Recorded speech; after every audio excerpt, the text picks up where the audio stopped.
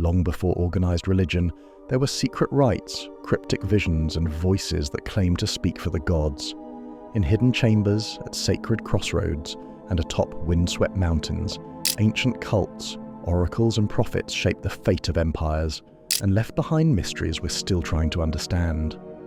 This is over 4 hours of the most powerful and bizarre belief systems from the ancient world. Before we begin, drop a comment and let me know where you're watching from and when. Then sit back, relax, and prepare to enter a world where faith, fear, and the supernatural ruled. It begins in silence. Not the silence of peace, but that strange, thick stillness that hangs in the air just before something begins. You descend the steps slowly, one hand brushing the damp stone wall, your feet echoing against the carved treads worn smooth by years of passing boots and sandals. The torch in your other hand sputters, then flares again, its smoke curling up to brush the low ceiling above. The air is cooler here, sharp with the scent of cold ash, sweat, and something faintly metallic, blood perhaps, or rust, or both. The temple is close now, you can feel it. You are not alone. Behind you and ahead, others make the same descent, men clad in the rough tunics of soldiers and merchants, their cloaks damp from the rain above, their eyes guarded. They say nothing. There is a rhythm to this kind of silence. It is measured, purposeful, reverent. And though none speak, each man here knows his place, his role, his path. Beneath the surface world of politics, of imperial decrees, of shifting borders and skirmishes and taxes, lies this other world, hidden, eternal, and burning with meaning, the world of Mithras. The stairs end at a low archway carved directly into the rock. Beyond it lies the Speleum, a sacred cavern, part natural, part shaped by tools and patience. You pass beneath the arch and emerge into the temple proper. It is narrow, just wide enough for 2 men to pass abreast, and longer than it seems from the outside, disappearing into shadows thick with incense and age. The ceiling is low and curved like a rib cage, evoking the inside of some vast beast. The walls are lined with benches of stone where the faithful sit shoulder to shoulder, cloaks drawn close, hands resting on their knees. At the far end stands the altar, and behind it, carved in bas-relief, painted with ochres and reds that gleam in the flickering light, he is there. Mithras. He wears a Phrygian cap, head turned calmly over his shoulder, his face serene and composed.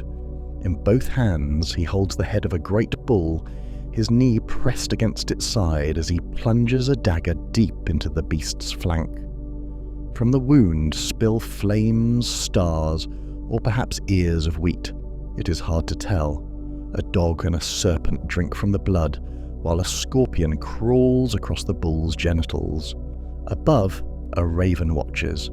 Around them, the signs of the zodiac circle like a celestial clock frozen in time. You kneel. The ceremony begins not with speech but with motion. The torchbearers step forward, each holding aloft a flame. One is the bringer of day, his torch angled upward.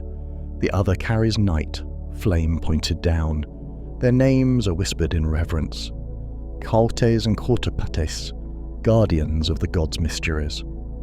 They flank the image of the bull slayer and stand still as statues, their presence marking the sacred balance between light and darkness, life and death, above and below. And then comes the pater, the father of the temple. His face is hooded, the lines of age and discipline visible even beneath shadow. He moves with authority, robes trailing behind him as he approaches the altar. From a bronze bowl he takes the sacred wine and bread. These are no ordinary offerings. They are the body and blood of the slain bull, offered again in memory of the god's sacrifice. Each man will taste this meal, and through it take into himself a fragment of the divine. There are no women here. This is a world of men, a world within a world, where the bonds of blood and empire are tested and reforged in secrecy. Mithras demands loyalty, courage, and silence. He is not a gentle god. He is a god of the hunt, of the blade, of stars that do not speak, but burn. His followers are soldiers, tax collectors, sailors, and merchants. They are men who live and die on the edges of empire, who carry scars and bear secrets, who long for something eternal in the shifting winds of the mortal world. And tonight, one of them will be reborn. The initiate kneels, trembling. He is young, not yet 20, but he has served faithfully, studied the teachings, passed the trials. His eyes are fixed on the image of Mithras. He has never been told everything. The higher grades remain veiled, each step revealing only what the initiate has earned. But tonight, he takes the first great step. He becomes the Corax, the Raven. A masked priest steps forward, clad in feathers and bearing a torch. He encircles the initiate, murmuring words too old to trace. Symbols are marked in ash across the forehead and chest. A blade, cold and flat, touches each shoulder. The youth flinches but does not retreat, and then a cup is pressed to his lips. He drinks, bitter wine, thick with herbs, and closes his eyes. The transformation begins. He is led behind the altar through a narrow passage unseen by most. There, he will wait. He will fast. He will dream. And when he returns, he will no longer be what he was. Above the altar, Mithras slays the bull again and again and again. The ritual continues. Each man here bears a title, a station. The nymphus, veiled in mock marriage to the divine. The Miles, the soldier who bears arms in the god's name. The Leo, guardian of fire, and the Perses, bearer of the ancestral light. Each has passed through shadows and emerged into deeper ones. Their trials are remembered in silence, their oaths sealed with wine, blood, and time. Outside, the world moves on. Rome grows, fractures, reforms. Emperors rise and fall, legions march, streets flood. But below ground, within the walls of these dark sanctuaries, something else unfolds. A mystery older than empire, untouched by the politics of surface life. It is said that Mithras was born from a rock, not from a womb, not from flesh, but from stone. In one hand he held a dagger, in the other a torch. He emerged, fully formed, a god of action of celestial origin. He hunted the bull across the sky, subdued it, and offered its blood to fertilize the world. From that blood, life sprang forth. Plants, animals, the rhythm of seasons. It was a cosmic sacrifice, and it bound the god forever to those who knew the weight of struggle and the hunger for renewal. That story is not told aloud in the Speleum. It is lived. Through reenactments, whispered oaths, ritual meals, through 7 grades of initiation, each shrouded in secrecy. Through symbols carved into stone, their meanings layered and recursive, through the silence of men who carry their knowledge like blades hidden beneath cloaks. There is no sacred book, no evangelism, no promise of paradise, only the brotherhood, the ritual, the eternal turning of stars overhead. Just a quick heads up before we continue. The visuals in this video help set the scene, but you don't need to watch them to follow along. Feel free to let this play in the background while you work, relax, or as you're drifting off to sleep. Now sit back, relax, and let's get back to the stories. And so the night deepens. Outside, the wind rattles the doors of inns and temples, rustling the palm trees and sweeping dust through the colonnades of the city above. Merchants sleep uneasily, soldiers drink to forget, priests of other gods murmur prayers to the heavens, but below, in the hidden temple of Mithras, time holds still. The initiate returns, eyes wide, face painted, hands trembling with the weight of something he cannot yet name. He kneels again, This time, not in fear, but in communion. A bowl is passed, bread broken, wine shared. The raven is reborn. The torchbearers extinguish their flames one after the other. First night, then day. The pater speaks at last, not with instruction but with blessing. The initiate has taken the first step. Others lie ahead, greater trials, deeper mysteries. But for now, he is one of them. He has passed through the earth and emerged into fire, and above them all, Mithras slays the bull once more. Beneath the surface of the Roman world, beneath its bustling forums, its legions on the march, its temples open to sky and sun, there existed a different world, one shaped not by marble and law, but by darkness, secrecy and firelight. Across the far-flung breadth of the empire, from the windswept frontiers of Britannia to the arid reaches of Syria and the Danubian plains, men descended into rock-cut chambers and hidden sanctuaries to worship a god born not from Rome, but from stone itself. That god was Mithras. To speak of Mithras is to trace a shadow through the heart of antiquity. It is to follow a path that begins in the highlands of ancient Persia, winds through Hellenistic mystery, and culminates in the darkened Spelea beneath Roman cities and forts. And yet, despite the thousands of artifacts, inscriptions and temple ruins that bear his name, Mithras remains among the most elusive of ancient divinities, a god whose rituals were never committed to sacred text, whose worshippers carried his mysteries to their graves, and whose symbols continue to confound even the most disciplined scholarship. The roots of Mithras stretch far beyond the borders of Rome, into the fire temples and sky-watching traditions of the Indo-Iranian world. There, amid the chants of Zoroastrian priests and the crackle of sacrificial flames, a figure named Mithra emerges, an ancient divinity of contracts, oaths, and the celestial order. In the Avesta, the sacred scripture of Zoroastrianism, Mithra is no minor deity. He is a protector of truth, a god of light who rides across the heavens in a golden chariot, his 1,000 eyes ever watchful. He guarantees the bonds between men, punishes the oath breaker, and serves as a mediator between the gods and mortals. Yet the Mithras of Roman mystery religion was not simply a transplant of this Persian god. He was something altogether different, transformed, adapted, and reimagined through centuries of cultural exchange, syncretism, and imperial absorption.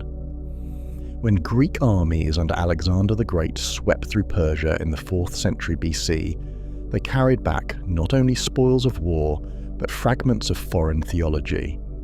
These fragments, shaped by Hellenistic reinterpretation, began to fuse with local traditions and earlier mystery cults, eventually coalescing into a figure that bore the name Mithras, but wore a Roman cloak. By the time Mithraism entered the Roman religious landscape in the 1st century AD, its rituals, symbols, and cosmology had already taken on a distinct identity.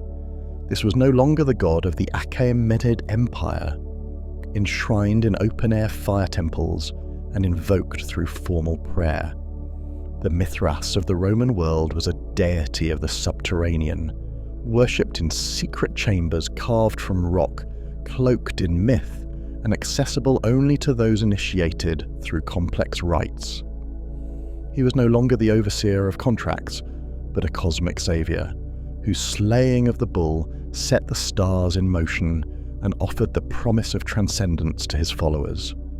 The iconography of the cult, repeated with astonishing consistency across the empire, centered on the tauroctony, the bull-slaying scene that stood as the focal image in every Mithraeum. Mithras, wearing a Phrygian cap and flowing cloak, is depicted plunging a dagger into the flank of a massive white bull. Around him are the dog, the serpent, the scorpion, and the raven, creatures drawn from layers of symbolism now only partially understood. Above, the sun god Sol and the moon goddess Luna observe the act. Around the border, zodiacal signs frame the scene, suggesting a cosmological significance far beyond the simple hunting myth it appears to be. No literary text explains this image. No priest ever set its meaning to parchment. Yet, its repetition in nearly every Mithraeum hints at a theological unity that transcended geography. In this tableau, scholars have read echoes of astronomical allegory, the bull as the constellation Taurus, the surrounding animals as representations of adjacent signs. The act of slaying becomes not merely a mythic deed, but a celestial moment, frozen in stone, marking the turning of ages and the soul's journey through the spheres. Others interpret the image as a sacred sacrifice, a foundational act from which life itself springs. From the bull's blood, wheat and vines emerge, symbols of sustenance and rebirth. The meal shared by Mithras and Sol following the slaying, carved on many altars, may echo older Indo-Iranian rituals of sacrificial feasting. In this sense, Mithras becomes a dying and resurrecting god, not unlike Osiris or Dionysus, whose death brings life and whose secret teachings offer salvation. The ritual practices of Mithraism, though shrouded in silence, have left traces in the physical spaces where the cult was practiced. The Mithraea, temples of the god, were nearly always underground or designed to simulate caves, invoking the primordial rock from which Mithras was said to have been born. These narrow, dimly lit spaces could accommodate perhaps 20 or 30 men, their long benches running along the walls, facing the altar at the far end. The experience was intimate, enclosed and symbolic, a physical descent into the earth, mirroring the initiate's spiritual journey. Initiation into the cult was not granted lightly.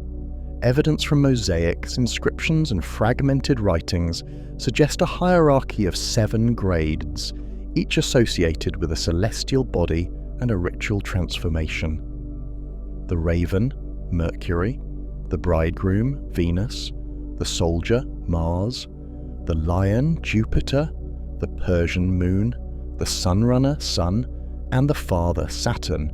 Each step brought the initiate closer to Mithras and deeper into the mysteries of the cosmos. With each rank came new robes, new trials, new knowledge. Though the details of these ceremonies have been lost, their structure suggests a deeply personal and esoteric path, one designed not for the masses but for the few.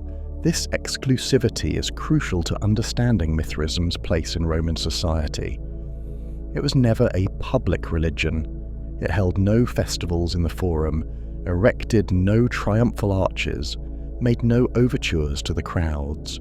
It was a religion of the margins, embraced by soldiers on distant frontiers, by merchants in foreign ports, by bureaucrats stationed in unfamiliar lands. It offered community, loyalty, and meaning in a world often dominated by uncertainty. Within the confines of the Mithraeum, men who shared no homeland, no language, no lineage, could find a common bond. And in this bond lay one of Mithraism's great appeals. It forged fraternity across the empire. Inscriptions bearing the names of initiates have been found in Britain, Germany, Italy, North Africa, and the Levant. The cult followed the movements of the legions, appearing in frontier forts and garrison towns. It was, in many ways, the unofficial religion of the Roman military, not imposed from above, but adopted organically by those who lived and fought on the edges of Roman order. Yet Mithraism was not a passive comfort. It demanded discipline, secrecy, and moral rigor. The initiate was bound by oath never to reveal the rites. The trials were arduous, involving fasting, ritual bathing, physical tests, and symbolic death. The pater, the highest rank, was not simply a leader, but a vessel of the divine, a living link between Mithras and the congregation. This structure gave the cult a cohesion and intensity that many other Roman religions lacked. Still, for all its reach and resonance, Mithraism began to fade by the 4th century AD. Its decline was not sudden but steady, a gradual erosion hastened by shifts in imperial policy, cultural taste, and theological conflict. As Christianity moved from persecuted sect to state religion, It began to eclipse the older mystery cults, absorbing some of their imagery while denouncing their secrecy. The communal meals, the promise of salvation, the resurrection of a divine son, these themes, once the domain of Mithraic temples, found new expression in Christian doctrine. By the end of the 4th century, with the Christian emperors closing pagan temples and criminalizing unorthodox worship, Mithraism had little room to survive. Its temples were sealed, its rituals outlawed. No army rose to defend it. No martyrs wrote its gospel. And because it left behind no scripture, no canon, no written theology, its voice faded swiftly from the world. What remains are shadows, carvings on stone, scattered altars, fragments of frescoes. Archaeologists unearth Mithraea buried beneath city streets or nestled behind basilicas, revealing the outlines of a faith once vibrant, now silent. Each discovery adds a piece to the puzzle but never completes it. The central truths of Mithras remain locked in the hearts of men who took their oaths seriously and spoke no word that might betray them. And yet, even in silence, the cult speaks. It speaks through the enduring power of myth, through the slaying of the bull, the gaze of the torchbearers, the stars carved in stone. It speaks through the architecture of memory, through the descending steps into sacred darkness, and the hope of rising again transformed. It speaks through the questions it leaves behind. What did they see in that cave? What did they believe? What did they carry with them into battle, into exile, into death? In the end, the Cult of Mithras is not merely a vanished religion. It is a mirror. It reflects the yearning of men in a vast and uncertain world, a yearning for brotherhood, for transcendence, for something eternal beneath the shifting empires of man. And though the god no longer speaks, his image remains, serene, eternal, and bathed in firelight, poised forever in the act of sacrifice, a mystery that, even now, dares us to understand.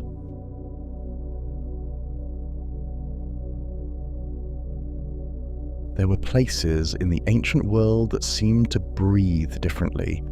Valleys where the wind moved without reason, caves where the temperature shifted abruptly, or cliffs that echoed with a dissonance that had no clear source. In those places, men built temples not out of triumph or prosperity, but out of fear. It was not the kind of fear born of wild animals or invading armies, but something older and quieter, a fear of the unknown currents that seemed to move through the world just beneath the surface. The people who lived near such places rarely spoke of them directly. They built stone altars with their faces turned away, and when they passed the shadowed entrances of sacred hollows, they bowed their heads without looking in. One such place lay on the slopes above Cumae, in the western reaches of the Italian peninsula, where cliffs dropped sharply into the Tyrrhenian Sea, and the air grew thick with the scent of salt and laurel. Here the stone gaped open in a jagged fissure, partially veiled by brush and hanging vines, and behind it stretched a tunnel so deep and cold that even the midday sun could not pierce its darkness. Inside that cavern, beyond the reach of day, stood a woman, and when she spoke, her voice carried not her own thoughts but those of something that men had never truly understood. She was the Sibyl, not a name but a title, not a priestess, not a scholar, not even a prophet in the way the term would later be used, but something harder to define, something older. She did not live among the people she served, and she answered to no temple hierarchy. The cave was her dwelling, the smoke of burning laurel her companion, and the god who used her voice as its instrument was the only authority she acknowledged. Pilgrims came to her not with reverence but with trepidation. They came barefoot, unarmed, and in silence. Even kings did not speak unless spoken to. And once inside, standing beneath the damp stone arch where water dripped steadily from above and the air tasted faintly of minerals, they did not always leave with what they had come for. The entrance to the Sibyl's chamber was deliberately narrow, almost suffocating, forcing even the most arrogant visitor to stoop and move cautiously. The passage twisted and descended, deeper than most would have expected, the walls carved long ago by hands that had known neither comfort nor haste. Torches were allowed, but only just. Too much light was said to disturb the presence that hovered in the air. Laurel leaves were burned continuously, their smoke curling along the stone ceiling in thin, aromatic threads. Some claimed the vapours carried the divine force itself, that had entered the Sibyl's lungs and transformed her body into a vessel through which the unseen might speak. When she delivered her oracles, she did not speak plainly. Her words came in bursts, images rather than sentences, and often the message was less in what she said than in how she said it. The tremor in her voice, the direction of her gaze, the moment her hand clenched or her breath faltered. Some claimed she wept during her visions. Others said she screamed. Many reported that she remained entirely still, her eyes wide and distant, as if she were no longer fully there. Interpretations varied. One visitor might leave in awe, believing himself blessed. Another, hearing the same words, might fall into despair, convinced of his doom. The Sibyls were not confined to Cumae. They appeared in scattered places throughout the ancient world, always near locations of unusual geology or potent spiritual significance. Volcanic vents, cliffside shrines, underground springs. There were Sibyls at Delphi before the rise of the Pythia, Sibyls in Asia Minor, in Phrygia and Erythrae, in Libya, in the Levant. They did not answer to one another, and no two were quite the same. Some were said to be young, some impossibly old. A few appeared for a generation and vanished. Others remained for decades, becoming fixtures in the religious lives of those around them, their reputations growing with every war they foretold or child they named. But they all shared certain qualities: isolation, severity, and a kind of liminality that made them feel not entirely of this world. They were women, always, though never described as wives or mothers. They lived alone or with silent attendants. They were revered, but never embraced.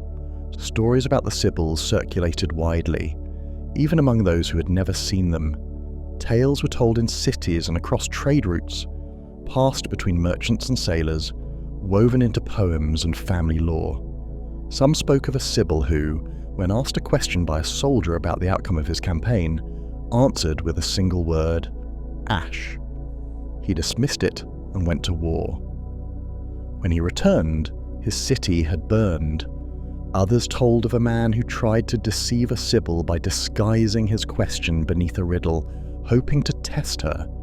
She answered not with words, but by describing his childhood in such precise detail that he wept openly in front of his attendants. There were stories of men who left the Sibyl's cave in silence, their eyes hollow, and were never seen again. Some accounts claimed that the Sibyls could see not only the future, but also the past, and that to be in their presence was to feel the full weight of one's life, exposed and unchangeable. The experience of standing before the Sibyl was described by some as a kind of unravelling. Visitors often arrived with carefully rehearsed questions, intentions shielded behind formal language or rote prayers, but once inside the chamber, those words fell away. The darkness, the smoke, the strange acoustics of the cave, everything worked together to unmoor a person from their expectations. The Sibyl's gaze was said to be difficult to meet for long. It was not cruel, but it carried something cold and unrelenting, something that made the visitor aware of their own pretenses. And when she spoke, there was no ceremony, no framing, no comfort. The words came like stone falling into water, abrupt, inevitable, and final. Even those who did not understand the content of the message, riddles layered upon riddles, often deliberately obscure, felt its weight. Interpretation was a task left to others: priests, philosophers, generals. The Sibyl's role was not to explain, it was to transmit. Her authority did not come from clarity, but from its opposite. She spoke with the kind of certainty that admits no room for appeal. And yet, for all their mystery, the Sibyls were not entirely alien. They occupied a particular role in the societies that hosted them, both feared and protected. They were consulted in times and times of national crisis, when war loomed, when plague struck, when the harvest failed or strange omens appeared in the sky. In such moments, even the most skeptical leaders found themselves drawn to the cave, compelled by the possibility that some answer, any answer, might be found within. Sometimes they sent emissaries, sometimes they came themselves, disguised or humbled, hoping that the Sibyl might offer not only knowledge, but some hint of control over the chaos that loomed ahead. And the Sibyls endured. Through generations, through regime changes and foreign invasions, they remained. Their sanctuaries might fall into ruin, their caves be overgrown with moss and vines, but sooner or later someone would clear the path again. A new Sibyl would be chosen or discovered, a girl who showed signs, visions, seizures, strange utterances, and the cycle would begin anew. Whether the title was passed down through blood or spirit, no one could say. But the voice always returned. There is a kind of permanence in that role, one that speaks not only to ancient faith but to something deeply human. The need to hear, to know, to believe that there is meaning beneath the surface of things. The Sibyls offered no proof, they demanded no doctrine, but their presence, and the reverence with which it was met, suggested that even in an age before theology as we now understand it, there was a recognition that certain truths lay beyond reason, and that those truths sometimes chose to speak. In time, the Sibyls would become more than oracles. Their words, or what fragments of them remained, would be collected, stored, preserved. But in the days when they lived and breathed, when their voices echoed through the hollow places of the earth, they were not artifacts. They were living conduits. Their power was not in what they predicted, but in how the world responded. Men changed course because of them. Cities altered their laws. Armies turned back. Marriages were broken. Alliances formed. Lives saved or ended. All because a woman in a cave, touched by something no one could fully name, had spoken. And when the message was delivered, the chamber fell silent again. The smoke thinned, the torches sputtered, and the Sibyl waited for the next voice, for the next king, for the next moment when the veil might be lifted and the words come again, unbidden, unwelcome, and undeniable. The figure of the Sibyl occupies a curious space in the historical record, neither myth nor entirely historical, neither priestess nor prophet in the conventional sense. She existed at the edges of institutions and traditions, appearing in shadowed margins where oral tradition overlapped with civic ritual, where divine revelation brushed against politics, and where poetry veiled deep uncertainty. Her words, often fragmented, always elusive, survived not because of any organized church or enduring doctrine, but because the societies that feared her also felt compelled to preserve her. The term Sibyl itself, derived likely from a Greek word meaning divine counsel, did not originally refer to a single individual. By the time of the classical period, it had become a title applied to a number of different women across the ancient Mediterranean world, each believed to serve as an intermediary between the human and divine. Early Greek sources refer to a Sibyl at Delphi, before Apollo's priestesses formalized the oracular tradition. Later texts describe others at Erythrae, Phrygia, Libya, Cumae, and beyond. These women were not tethered to one religious institution. They emerged independently, often in remote or geologically unusual locations, caves, cliffsides, geothermal springs, places already steeped in a sense of sacred otherness. While the oracular practices of Delphi became tightly integrated into the structure of Greek religion, the Sibyls retained a more ambiguous status. They were venerated but not worshipped, consulted but not entirely trusted. Their utterances were often collected not by priests, but by scholars, aristocrats, and magistrates, men who recognized the political and cultural weight that such pronouncements could carry. Among all the Sibyls, it was the Cumaean Sibyl, situated in the volcanic region of Campania, near the ancient Roman city of Cumae, who had come to exert the most enduring influence on Roman thought and ritual. The Roman tradition held that the Sibyl of Cumae, during the reign of the semi-legendary king Tarquinius Superbus, offered him a collection of prophetic writings, 9 scrolls containing divine revelations. When he refused her price, she burned 3 of them. When he refused again, she burned 3 more. Only after this demonstration of severity did he purchase the final 3 at the original cost. These remaining texts would become known as the Sibylline books, and their contents would be locked away in Rome, consulted only in times of crisis. This origin story, likely mythologized over time, was more than an anecdote. It reflected Roman anxiety about divine knowledge. The Sibylline books represented a kind of sanctioned mystery, a controlled portal into the unpredictable realm of divine will, kept in the temple of Jupiter Capitolinus under the supervision of 2 specially appointed officials, the Duoviri Sacris Faciundis. The books were not read freely. They were opened only under special circumstances, when omens or disasters suggested a rupture between the city and the gods. Earthquakes, plagues, strange births, celestial anomalies, all could trigger consultation of the Sibylline verses. Once examined, the priest would return with a recommendation, often obscurely worded, for rites to be performed, temples to be built, or foreign cults to be welcomed into the Roman religious system. Over time, the number of custodians expanded to 10, and then 15, reflecting the growing institutionalization of the books. Yet the reverence they commanded remained intact.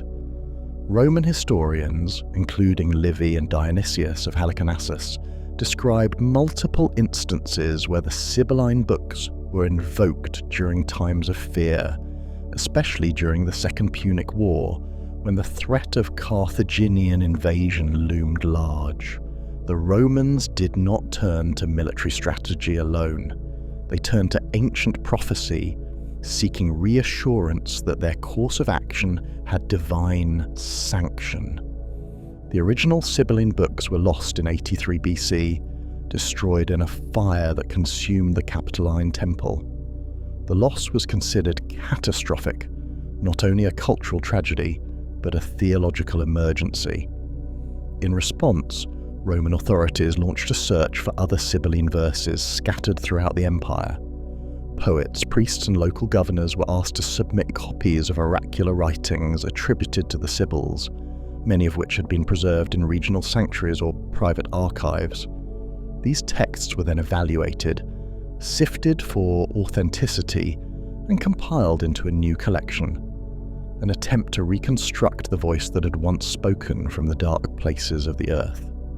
But even as the Sibylline books retained official status, the image of the Sibyl herself underwent transformation. Roman poets, particularly in the Augustan age, reimagined her not merely as a prophetess, but as a literary figure, a symbol of the past's enduring power over the present.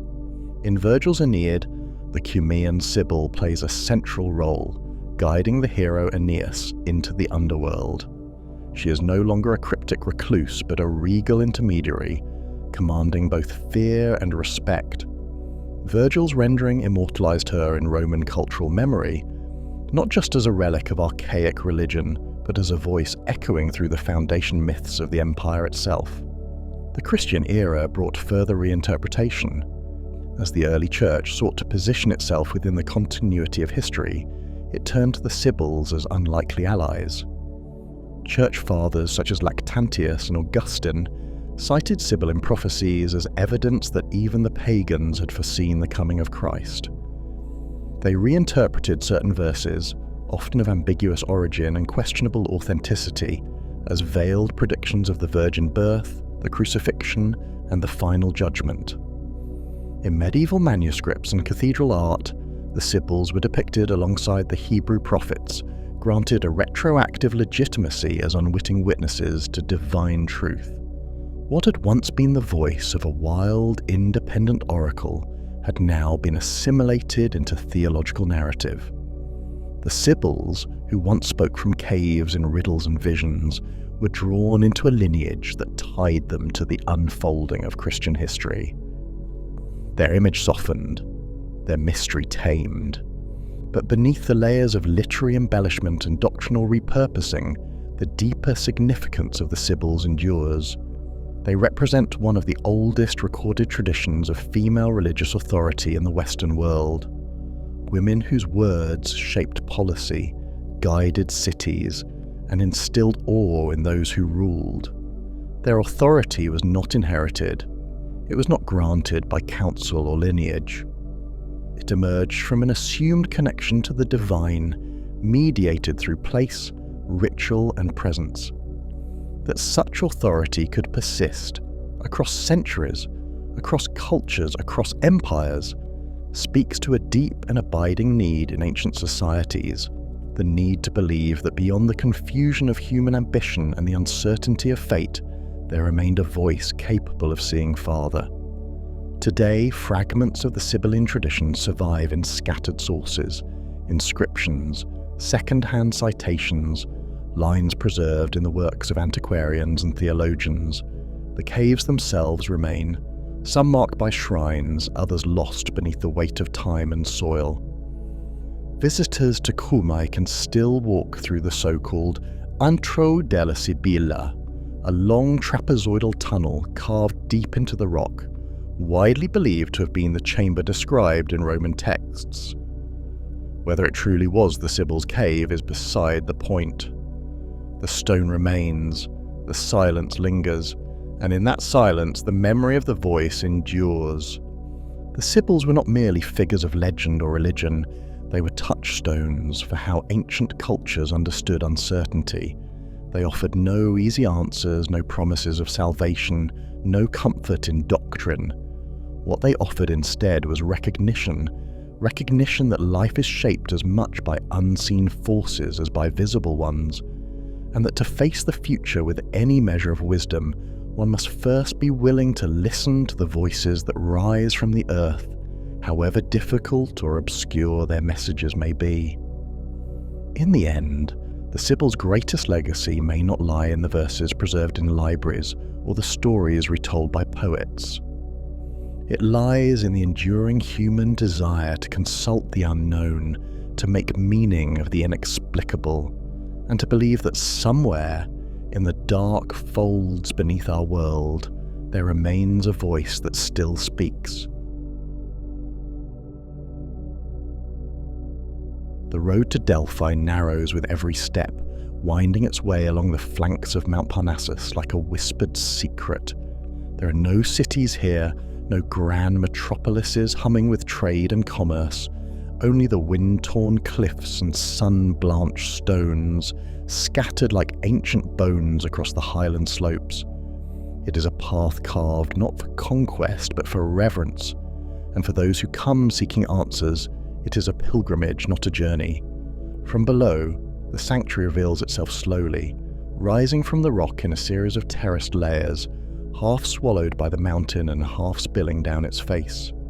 Cypress trees lean against the blue sky, and olive groves shimmer in the valley far below, catching the sun like distant water. At the center stands the Temple of Apollo, its columns upright and solemn, battered by time but not defeated. Even in ruin, it radiates presence. The air here is different, thinner, touched by some unseen current, and though the road is silent, there is a hush that feels almost inhabited, as though the stones themselves remember every footstep that passed over them, every voice that once called out for guidance from the god who speaks in riddles. In the time before ruin, before the oracles fell silent and the gods withdrew behind the veil of memory, there was a woman who sat within the temple, veiled in linen, shrouded in incense, her voice rising from the darkness beneath the earth. she was not a priestess in the ordinary sense, nor a mere performer of rites. She was the Pythia, the living mouthpiece of Apollo, god of light and truth, who chose to speak not through clarity, but through enigma. She did not dwell among the people. The sanctuary was no village, and she did not live as others lived. Her days were dictated by cycles of purification, silence, and solemn preparation. On the 7th day of each month, Apollo's sacred day, she would descend into the Adyton, the inner sanctum of the temple, to await the god's arrival. There, in a chamber carved from rock and shielded from the sun, she would lower herself onto a tripod above a dark cleft in the earth and inhale what the poets called the pneuma, a sacred breath that rose from the mountain's belly like prophecy made smoke. No one knew what she saw when her eyes rolled back and her lips parted. No one could say what visions took her or what voices filled her ears. But when she spoke, kings listened. They came from every corner of the known world. Bronze-clad warriors from Sparta, statesmen from Athens, merchants from Ionia, envoys from the Persian court, and generals from across the wine-dark seas. They brought offerings: ivory, gold, tripods of polished metal, statues, and chests of fine cloth. The temple glistened with their tributes, a treasury of the ancient world laid at the feet of a woman seated in darkness. But it was not gold they sought, it was certainty, and she offered none. The Pythia did not speak plainly. Her voice, when it came, was fractured, staccato bursts, sometimes lilting, sometimes low and guttural, as if it echoed up from another world. Her attendants, the priests of the sanctuary, would catch her phrases, arrange them into verses, and deliver them to the waiting petitioners. But even then the message was rarely clear. A great empire shall fall, she might say, or you will cross a river, but beware what lies beyond. Riddles wrapped in riddles, truth hidden in smoke. Some left elated, others departed in fear, all left changed. She was not chosen for her lineage or beauty. The woman who became Pythia could have been a farmer's daughter, a widow, or a quiet girl from a nearby village. What mattered was purity, of body, of spirit. She was taken, prepared, and set apart. Once called, she belonged no longer to herself, but to the god. Her life was not hers, her voice was not hers. Even her name dissolved into the title she bore, a name older than memory, and heavier than any crown. In the earliest years, it is said she would become wild with the god's arrival, her limbs shaking, her breath short, her body convulsing with divine presence. In time, the ritual softened, but the transformation remained. Those who glimpsed her afterward, as she emerged from the temple, said she looked older than when she entered, drained, pale, as though each prophecy took something from her and left it behind in the stone. There were stories whispered of those who came too close, who tried to look behind the veil or speak to her directly in the depths of her trance. They did not return. Whether they were struck down by the god or silenced by priests, no one could say. But the line between reverence and fear was thin, and few dared cross it. Delphi itself became the axis of the world.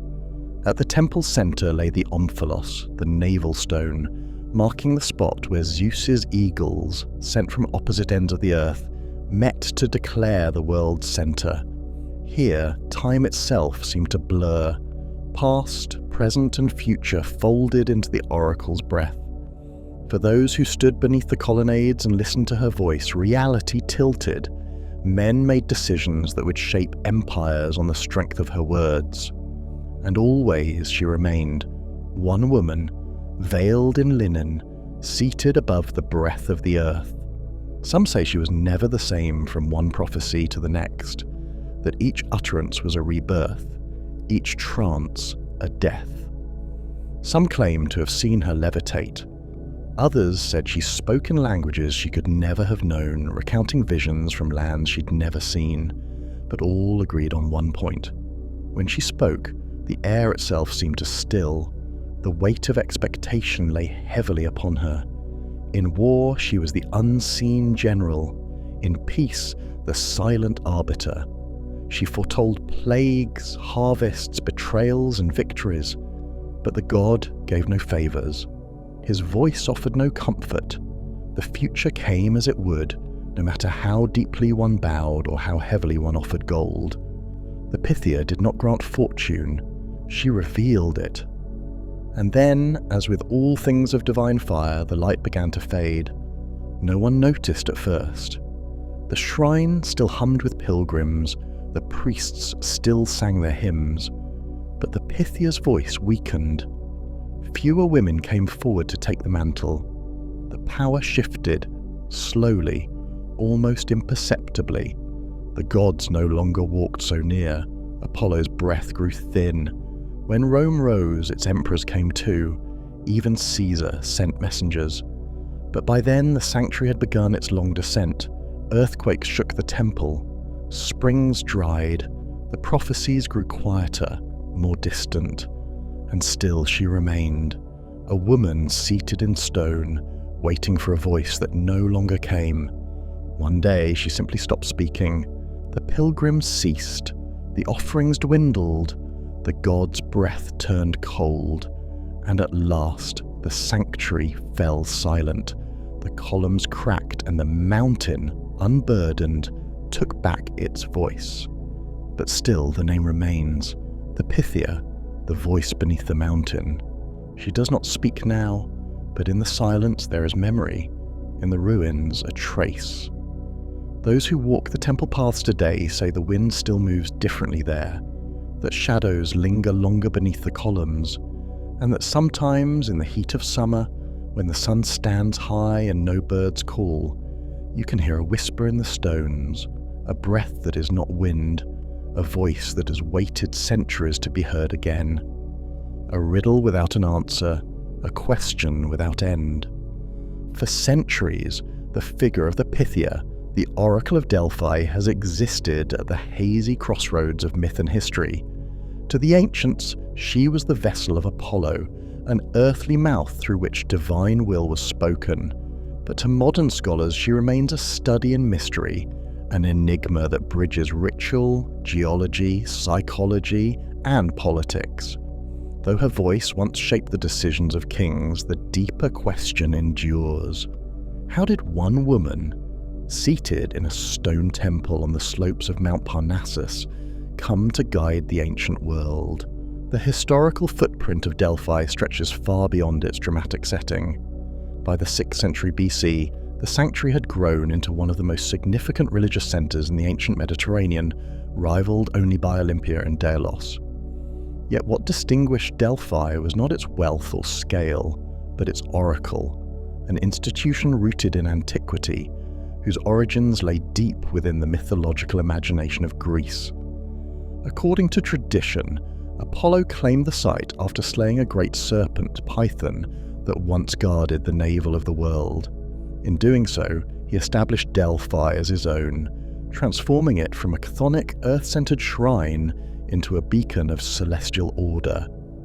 The name Pythia, in fact, is a linguistic relic of this transformation, a feminine derivative of Python, symbolizing the oracle's ancient and primal roots even under Apollo's dominion. The process by which a woman became the Pythia was as sacred as the role itself. She was typically a mature woman, often past childbearing age, but was required to live in chastity and seclusion. Once chosen, her identity was subsumed into the office. She ceased to exist as an individual and became instead the vessel of the god. Her role was not one of interpretation but transmission. She did not explain Apollo's will, she channeled it. This transformation, however, was not merely symbolic. Accounts from antiquity, particularly from sources like Plutarch, who served as a priest at Delphi, describe the Pythia entering ecstatic states, her voice changing, her body trembling, and her words shifting into cryptic, often poetic fragments. These altered states were central to her function, but what caused them? For decades, classicists debated whether the Pythia's trance was ritual performance, divine inspiration, or something else entirely.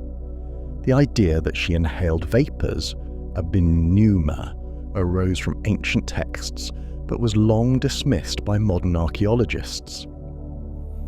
Early excavations of the temple in the late 19th and early 20th centuries found no cleft in the rock, no mysterious fumes, and no evidence of geological anomalies beneath the adyton. As a result, many scholars concluded that the accounts of vapours were either symbolic or later fabrications, poetic license, not fact. That view changed dramatically at the end of the 20th century. In the late 1990s, a multidisciplinary team of researchers, including geologist Gilles de Boer, archaeologist John Hale, and chemist Geoffrey Shanton, conducted a new geological survey of the site. What they discovered revived the ancient texts with startling clarity. Two major fault lines, the Delphi Fault and the Kerner Fault, intersect directly beneath the temple. More significantly, their survey revealed the presence of bituminous limestone formations beneath the site, which when exposed to groundwater release a variety of gases, including ethylene. Ethylene, as it turns out, has psychoactive properties. In low concentrations, it induces a sense of floating or euphoria, accompanied by a detachment from reality. At higher levels, it can cause disorientation, trances, and hallucinations. In ancient times, the effects of such an experience could easily be interpreted as divine possession, particularly in a ritual setting designed to magnify the sensation. The geological theory offered not just an explanation, but a bridge between the myth and the material. Suddenly, the ancient descriptions, the chasm, the sweet-smelling vapours, the disoriented oracle, took on new credibility. The trance of the Pythia, once dismissed as fabrication, emerged as a physiological response to a unique natural environment, a sacred geography encoded in stone and gas. But the Pythia was more than a woman in trance. She was a political force. The sanctuary at Delphi did not exist in isolation. It was governed by the Amphictyonic League, a council of representatives from major Greek tribes, and administered by a complex bureaucracy of priests, temple officials, and regional delegates. The oracle's answers, while delivered through the Pythia, were shaped and preserved by this hierarchy. Questions were submitted in advance, often with generous offerings, and the responses were recorded by temple scribes. This system allowed the oracle to function with both mystique and control, a veil of divinity overlaying a very human apparatus. Delphi's influence extended across centuries of war, diplomacy, and cultural exchange. During the Persian Wars, it was the oracle who warned the Athenians to trust in wooden walls, a phrase interpreted by Themistocles as a divine endorsement of naval power. Before the Battle of Salamis, that guidance helped alter the course of history. In earlier times, colonists setting out for Italy or Libya consulted the Pythia before founding new cities. Her words shaped not only battles but borders. This influence was not universally welcomed. Some critics, like the philosopher Xenophanes, questioned the morality of a god who spoke in riddles and endorsed contradictory policies.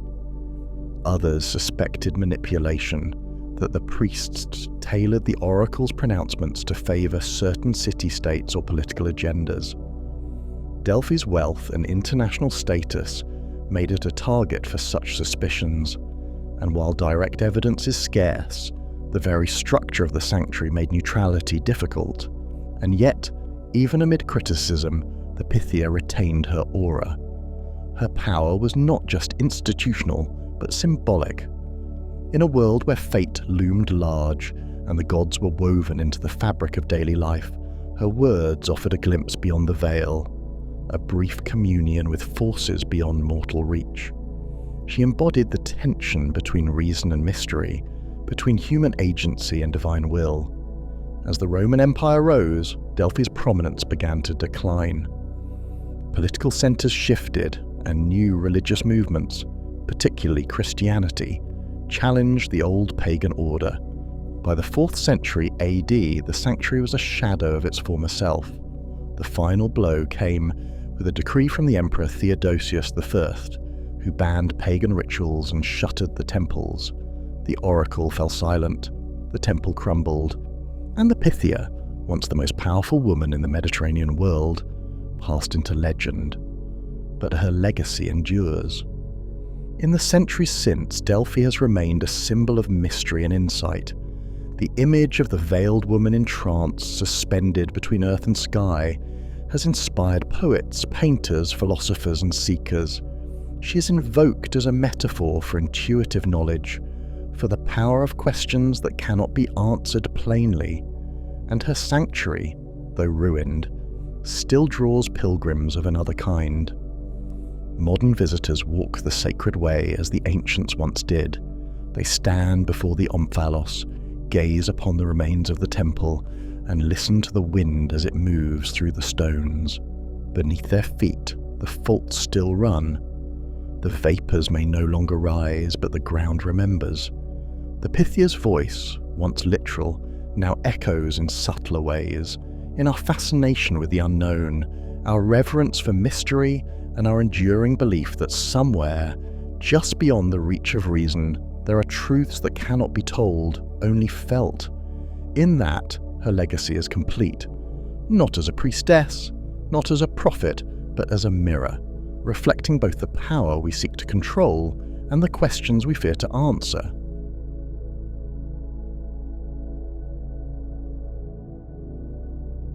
In the heart of the Yellow River Valley, long before China bore the name by which the world would come to know it, a kingdom ruled by ritual and blood stirred to life with the rustling of silk robes and the smoulder of sacred fires. The dawn broke not in brilliance but in haze. Low fog clung to the reeds, and mist hovered over earthen walls, lending the air a quiet heaviness that even the crows did not disturb.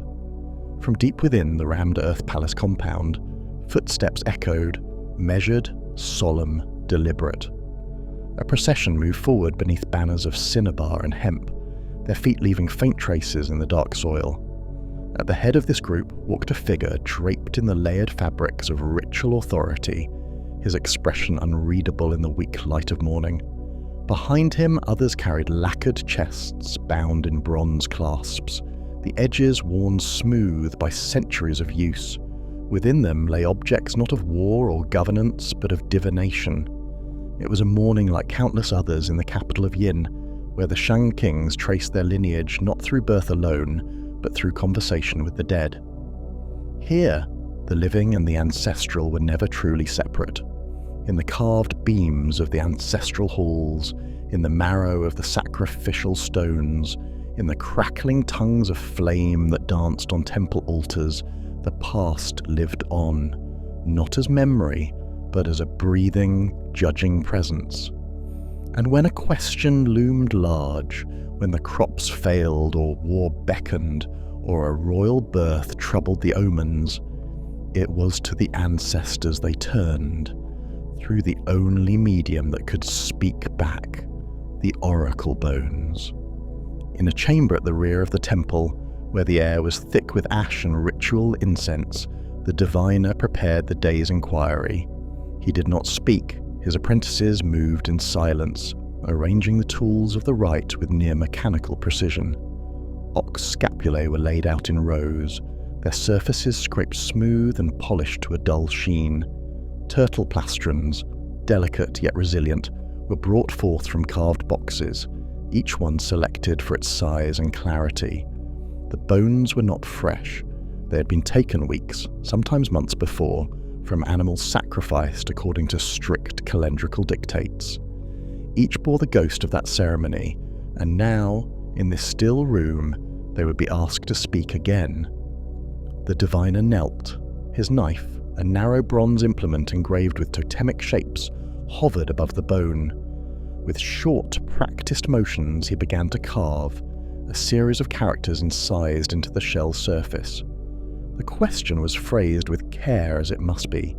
The ancestors were not to be addressed with vagueness. The king's desire was embedded in the script. Will it rain on the 7th day? Will the child be born healthy? Will the sacrifice be pleasing to the spirits? Will our army triumph if we cross the river? Each word, each line was etched with the weight of fear and uncertainty. There was no priestly ecstasy here, no wild chanting or fevered pronouncements. The rite was cold, calculated, performed not in rapture, but in stillness. The bone, now engraved, was placed upon a metal frame. Beneath it, coals glowed softly. A sliver of firewood was inserted, and the heat began its work. Slowly, methodically, the shell darkened, and then, crack. A sharp report rang out in the chamber, followed by another. Thin fissures spidered across the surface, branching outward from the point of contact. The diviner leaned in. His eyes moved across the fractures like a map reader searching for hidden terrain. Each pattern, each angle, each branch was read according to rules known only to those trained in the court's most esoteric arts. He interpreted. He spoke the judgment aloud, his voice low and steady, and an assistant recorded his words on bamboo slips. The reply of the spirits had been given. These ceremonies were never singular. For each question, multiple bones were prepared, each one burned and read in sequence, as if to confirm or elaborate upon the truth. Sometimes the answers contradicted. Then the diviner would consult the king, and together they would select the reading deemed most auspicious. This was not fraud. It was politics braided with theology. The ancestors spoke, but the king too had agency. The divine will bent slightly before the needs of men. In the evening, the bones, now marked with their questions, cracks, and answers, were gathered and stored. Some would be buried, others kept in repositories where generations of diviners could consult them in times of recurrence or doubt. But in the moment of ritual, their function was complete. They had served as the conduit between the world of breath and the world of spirit. Outside the compound walls, life carried on with a stubborn rhythm. Farmers yoked their cattle in silence, heads bowed low as they passed beneath the carved effigies that lined the village boundaries. Artisans fired bronze molds late into the night, the smell of molten metal mixing with the ever-present tang of slaughter. At the edges of the kingdom, warriors patrolled with halberds and bone-plated armor, their loyalty secured not only by oath but by the belief that the king ruled with the blessing of the dead. Within the palace, the king himself rarely attended the divinations, but he ordered them often. A twitch of illness in the night might send a servant sprinting to summon a diviner. A dream left half-remembered at dawn could become the basis for a sacrificial inquiry. In this world, omens were not marginal, they were central. A flood could not simply be a flood. A drought could not simply be poor luck. The world was alive with meaning, and that meaning was encoded in heat and bone. And yet, not all was certainty. There were days when the cracks gave no clear direction, when the questions yielded only silence. These were the most dangerous times. The absence of reply was worse than a bad omen. It was disapproval. When the ancestors withheld their voice, something had gone wrong. The court would tighten. Sacrifices would be doubled. Offerings would be made to neglected spirits. If no response came, the king himself might be questioned. In the eyes of the people, he was more than a man. He was the axis between heaven and earth. If the ancestors would not speak to him, was he still worthy of the throne? It was in this tension that the diviners held their power. They were not priests in the familiar sense. They did not offer sermons or bless marriages. They were keepers of an invisible language, interpreters of the past's verdict upon the present. Some were eunuchs, some were scribes drawn from hereditary families. All were feared to some degree, for in their silence, as much as in their speech, they could shape the fate of the realm. One autumn, after a year of poor harvests and unrest along the northern border, the diviners were summoned for a great rite. The king had dreamt of a fire sweeping through the royal compound, consuming the ancestral tablets in a burst of blue flame. He awoke screaming, his voice hoarse with dread. The dream, he said, was a warning. The ancestors were angry. He ordered 1,000 cattle slaughtered, their bones reserved for divination. For 3 days, the fires of the temple did not die. Diviners worked in shifts, carving, burning, reading and recording until their hands blistered. The smoke hung in the rafters like a ghost. On the 4th day, a message came, not through the bones, but from the border. A rebellion had broken out in the eastern reaches, led by a cousin of the king once thought loyal. The dream had not been a warning of fire, it had been a prophecy of betrayal. The spirits had spoken, not in cracks, but in visions. The diviners had missed it, or ignored it. The court reeled. Punishments were swift. 2 diviners were executed. A 3rd vanished. The bones from that rite were not archived. They were taken outside the compound and buried in a deep pit, sealed with ash and clay. The rebellion was crushed in time, but the wound remained. From that point on, the rituals grew more rigid. The diviners' words were double-checked, their interpretations no longer taken at face value. The ancestors were still honoured, but with a new wariness. They could mislead, they could change. Even so, the practice endured. Through regime changes, through plague and conquest, through the slow evolution of language and power, the bones continued to crack. Each fissure, each line, each branching scar was a conversation across time, a sentence spoken in fire. The voices they carried were not always kind, but they were never ignored. In the centuries that followed, the temple grounds fell to ruin. The lacquered chests were lost, the names of the diviners faded from memory, but the bones themselves, hundreds, perhaps thousands, remained buried beneath the earth, and there they waited, patient as stone, until one day, long after the empire that birthed them had turned to dust, they would be found again. The bones were first unearthed not by scholars but by accident. In the late 19th century, farmers near the city of Anyang began turning up strange fragments in their fields, slabs of bone and turtle shell inscribed with what looked like ancient script. For years, the locals sold them as dragon bones, grinding them into powder for use in traditional medicine. It was not until one scholar, Wang Yirong, recognized the markings for what they were, an early form of Chinese writing, that the true value of these objects began to emerge. What had been misclassified as folk remedy was, in fact, the earliest known written record of the Chinese language, buried for over 3,000 years beneath the soil of northern China. These oracle bones, as they came to be known, pulled back the curtain on a world that had previously been shrouded in legend. The Shang dynasty, China's second historical dynasty and the first supported by direct archaeological evidence. For centuries, knowledge of the Shang had been preserved in classical texts like the Shiji and Book of Documents, often written centuries after the events they described. Some scholars believe the Shang kings were purely mythical, their names no more than symbolic ancestors. The discovery of the oracle bones shattered that assumption. Here were names of rulers, battles, sacrifices, and floods, recorded not in hindsight, but in real time, by the hands of those who lived them. The bones themselves, mostly ox scapulae and turtle plastrons, bear inscriptions that date from roughly the 13th to the 11th centuries BCE. Each bone contains a record of a single act of divination, the question posed, the cracks produced by heat, the interpretation offered by the diviner, and sometimes a record of whether the prediction proved accurate. The writing is delicate but deliberate. Early Chinese characters etched with sharp tools, combining pictographic elements with phonetic components.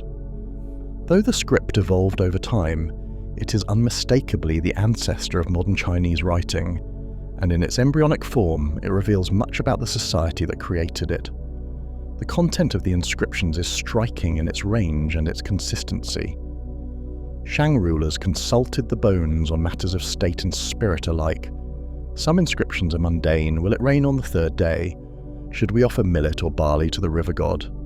Others are charged with consequence. Will the king's child be healthy? Should we launch a campaign against the eastern tribe? Has the ancestor Da Yi accepted the offering? The bones trace a society that saw no distinction between spiritual forces and temporal affairs. War, agriculture, fertility, weather, illness, all were believed to be under the influence of divine forces, particularly the spirits of royal ancestors. This emphasis on the ancestors lies at the heart of Shang political and religious life. The king was not merely a political figure. He was a medium, an intercessor between the human world and the spiritual realm. His legitimacy stemmed not only from lineage, but from his ability to communicate with those who had ruled before him. The act of divination was thus both practical and performative, a means of decision-making, but also a demonstration of the king's divine favour. By consulting the bones, the ruler did not merely seek advice, he confirmed his authority through ritual dialogue with the dead. The process of divination was carefully codified. Bones were cleaned, shaped, and sometimes drilled with hollows on the reverse side. When heat was applied, often with a heated rod or coal, the bone would crack along fault lines. The direction, shape, and number of cracks were then interpreted by trained diviners, often high-ranking members of the court or specialized priestly castes. These interpretations were not intuitive. They followed established systems of meaning, though the precise rules remain only partially understood by modern scholars. The diviners would then carve the full divinatory record beside the crack, preserving the entire exchange, question, result, and interpretation for posterity.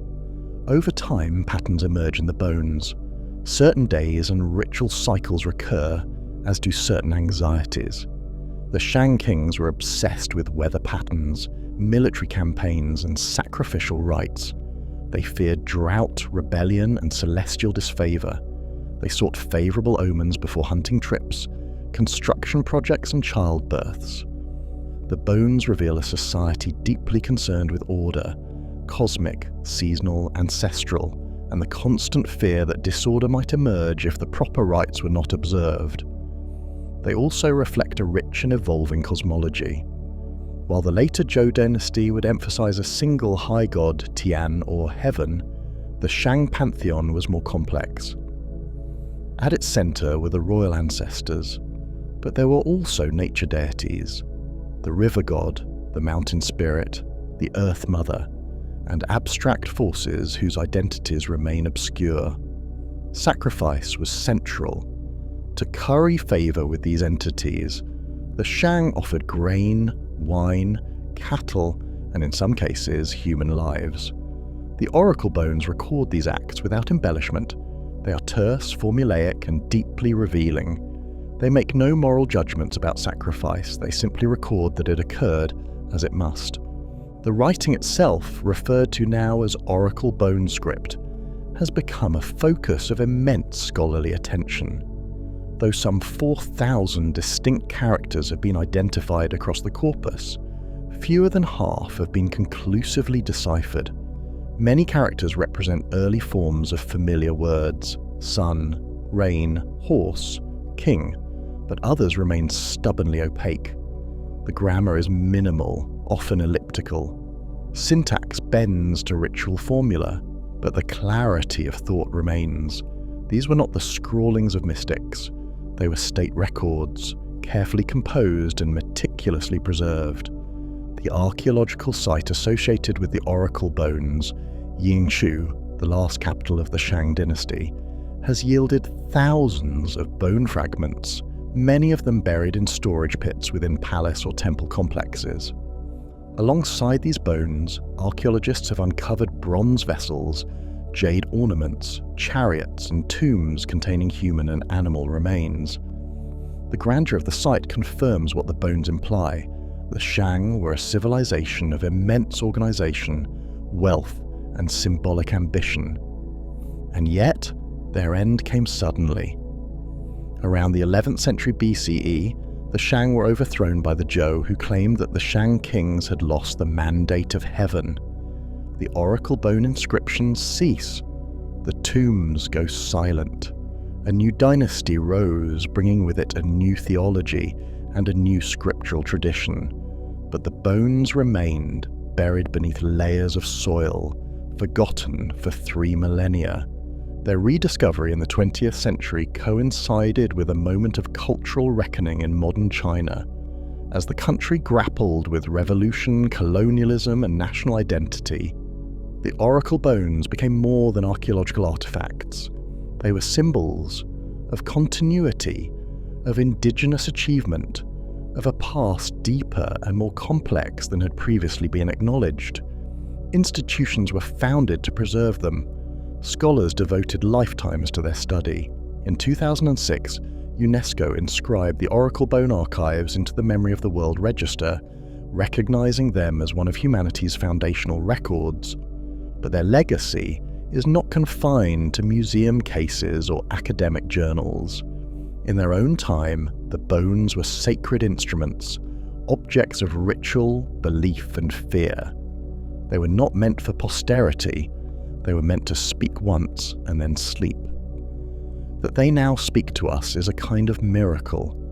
That they still refuse to give up all their secrets is perhaps more fitting, because at their core, the oracle bones remind us of something elemental, that all civilizations begin by asking questions. Before the construction of great walls or the forging of bronze, before poetry and law, before empires and philosophies, there is uncertainty. There is a man kneeling over a fire, holding a sliver of bone, listening for a crack. And in that crack, if one listens closely enough, there is the sound of a civilization being born.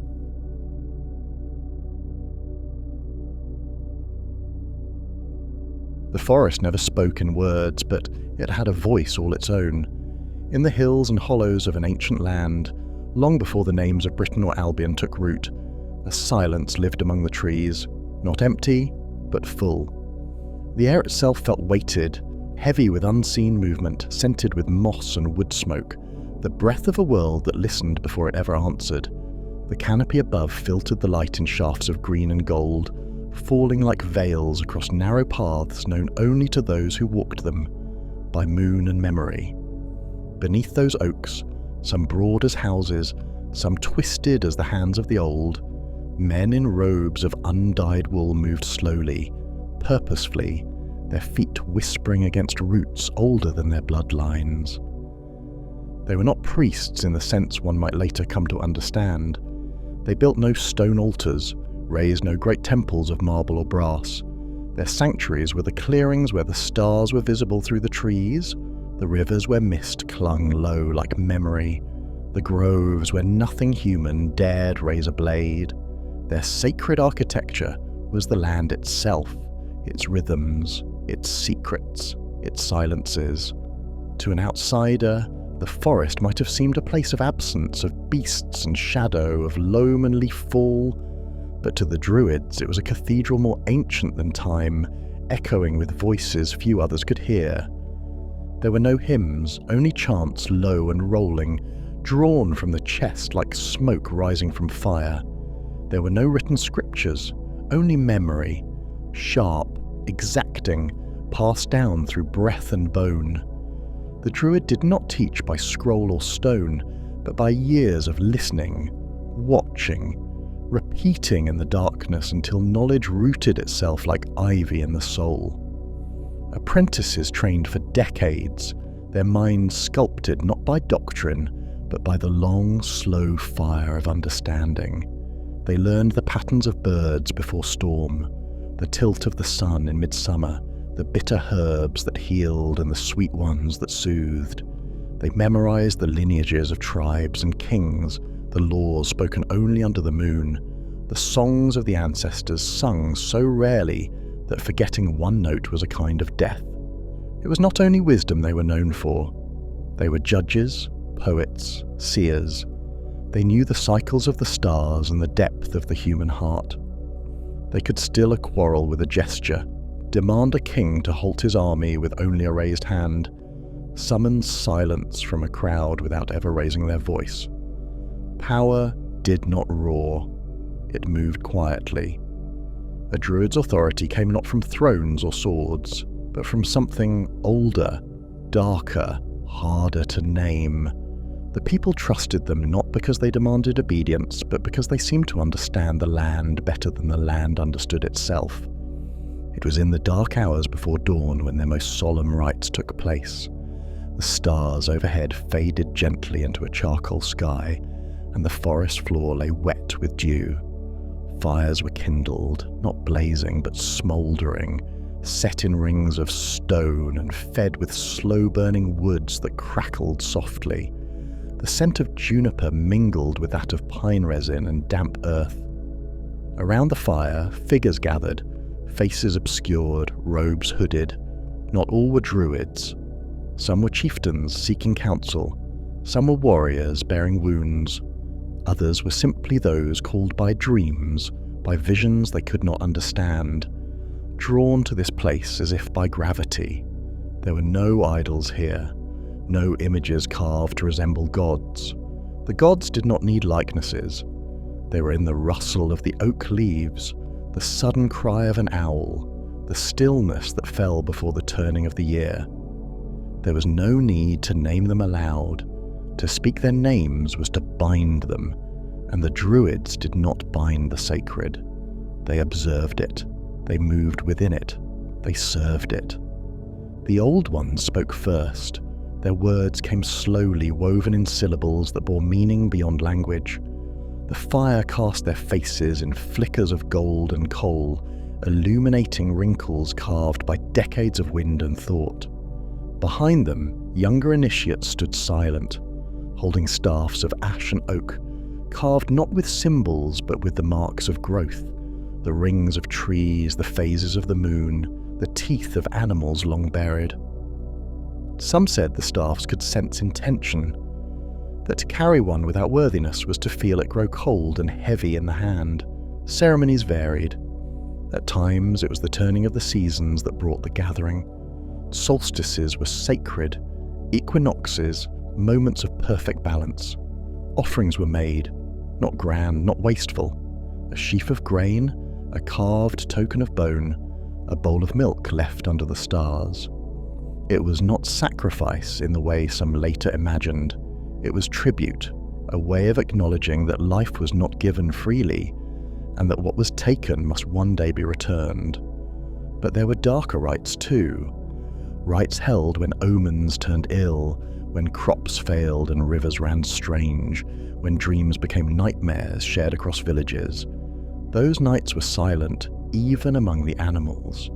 Not a bird stirred, not a fox crossed the path. The forest held its breath. In those hours, the Druids walked deeper into the woods, beyond the circle of firelight, beyond the safety of paths worn smooth by time. Here, where stones stood upright like sentinels and the roots of the trees ran deep as bloodlines, they called upon the forces that slept below. They did not name them. They did not worship them. They acknowledged them, and that was enough. Some said these rites involved blood. Some whispered of sacrifices, of animals, perhaps of more. But none who watched spoke, and those who claimed to know often contradicted each other. The Druids did not leave records. They did not need to. Their knowledge was a living thing, and it did not welcome the cold gaze of outsiders. To the Romans who came later, swords drawn and banners high, this forest was a place of fear. Its people were strange, its rituals incomprehensible. Its leaders, those quiet figures in white robes who met armies with silence, seemed immune to intimidation. They spoke to their gods in places where the wind howled and the trees groaned like giants. They buried their dead not in stone tombs, but in rivers and bogs, offerings sent back to the earth from which they'd risen. Their memory stretched longer than empires. They had no temples, and yet the land itself bowed to them, and the land remembered. Even when the legions marched, even when fires were lit to drive out the old ways, the forest resisted forgetting. The groves remained sacred long after the Druids were scattered. Their places of gathering lingered in folk memory, hills where grass grew thickest, stones no one dared to move, trees under which travellers fell silent without knowing why. Farmers would plough around certain fields without asking. Shepherds warned their children not to whistle past certain oaks. And on the longest night of the year, even centuries later, some would leave a bowl of milk by the door, just in case. In time, the world changed. The robes were put away, the chants forgotten, the forest cut back mile by mile. New gods came, and with them, new rites. The Roman roads grew across the land like veins, and the old paths vanished. But the memory of the Druids did not vanish entirely. It lived in whispers, in the hush of the woods, in the names of hills and rivers that no one could quite translate. It lived in the way mist gathered in low places, in the way silence sometimes fell without warning, heavy as stone. And still, when the wind moves through the old forests of Britain, through the hollows of oak and ash, across the moors where nothing moves but cloud shadow, it carries with it something deeper than air, a presence, not seen, not heard, but felt, something that watches, that remembers, and something that waits. By the time Rome turned its eyes to the Western Isles, the Druids were already ancient, not in years alone, but in the long braided weave of oral tradition, in the quiet confidence of a priesthood rooted not in marble temples or written decrees, but in the memory of forest, river, and stone. They existed in the margins of the known world, in a land the Mediterranean mind deemed untamed, a place of fog-wrapped cliffs, wind-lashed moors, and trees that spoke only to those who waited long enough to hear. And it was from the Roman gaze that much of what we now say about them begins, not from within the woods, but from beyond their edge. Julius Caesar, in his Commentari de Bello Gallico, left the earliest and most influential account of the Druids. He described them with both fascination and unease, a priestly caste, respected, feared, exempt from warfare and taxation, arbiters of law, and interpreters of divine will. He wrote of how they presided over sacrifices, taught doctrines of reincarnation, and maintained authority not through violence but through wisdom, so revered that kings themselves deferred to their judgment. Caesar noted that Druidic knowledge was passed down orally, memorized over years of study, and never committed to writing, not out of ignorance but design. The refusal to write, he claimed, preserved memory and sharpened the mind. But in Caesar's words also lay something else, an assertion of Roman superiority masked in admiration, a subtle justification for conquest. To read Caesar is to enter a room dimly lit. His descriptions, vivid as they are, reflect the desires and fears of empire. The Druids, to him, were both admirable and alien. They symbolized a kind of order that did not rely on the state, a power embedded in mystery and inaccessibility. Their refusal to write made them unknowable and therefore dangerous. The decision to destroy them, when it came, was not just military, it was cultural. To conquer Gaul and Britannia, Rome would have to uproot not only tribes and strongholds, but the trees in which law was spoken, and the mouths through which memory passed. Tacitus, writing later of the Roman assault on Anglesey, the sacred isle of the Druids, offered a more brutal image. He described soldiers wading across the straits to find women screaming curses with dishevelled hair and black-robed priests raising hands toward the sky, invoking the gods even as their world collapsed around them. The Romans, he wrote, hesitated, frozen by a terror that had no tactical basis. But discipline prevailed. The sacred groves were cut down, the altars desecrated, the rites extinguished in fire and steel. The Druidic order, at least in its formal sense, was broken. But Tacitus, like Caesar, was a Roman writing for Romans. His account, though dramatic, reveals more about the conquerors than the conquered. There are no surviving words from the Druids themselves. They wrote nothing. Their histories, their cosmologies, their laws, all vanished with the breath that once carried them. What remains is not their voice, but echoes, fragments preserved by those who had reason to reshape, to misunderstand, or to forget. And yet, the land remembers. Across Britain and Ireland, in bogs and rivers, in megalithic sites and woodland hollows, evidence endures, uncertain, ambiguous, but persistent. Wooden staffs carved with spirals, animal bones arranged with ceremonial precision, stone circles aligned to solstices and equinoxes. These artifacts do not shout, they whisper. Archaeology uncovers them not as declarations, but as questions. Were these druidic objects or remnants of older traditions the Druids later inherited? Is a body laid in a bog an offering, a punishment, or something else entirely? The most infamous of these remains, known broadly as bog bodies, fuel the darkest stories. Perfectly preserved in the anaerobic silence of peat, some show signs of violence: slit throats, broken bones, ritual bindings. Lindoman, discovered in Cheshire, bears such marks. Radiocarbon dating places him in the 1st century CE, roughly the time of Roman expansion. His body tells a story, though the words are lost. Was he a king offered to the gods, a criminal judged by tribal law, or a victim of imperial misunderstanding? Interpretations abound, none certain. The notion of human sacrifice, one of the most enduring and troubling features ascribed to the Druids, comes primarily from Roman sources. Caesar claimed they constructed great wicker effigies, stuffed with criminals, and set them ablaze in sacrifice to the gods. Others spoke of groves dark with blood, of rituals conducted in moonlight, of prisoners of war offered to propitiate fate. And yet, for all the vividness of these accounts, evidence remains frustratingly scarce. No wicker man has ever been found, no definitive druidic altar stained with blood. The archaeological record, while not silent, does not confirm the Roman image. It suggests, instead, a culture far more complex, more localized, and less easily classified. There is reason to question Rome's portrayal. The empire had long used religion as both pretext and weapon. To suppress the Druids was to dismantle a social fabric that resisted assimilation.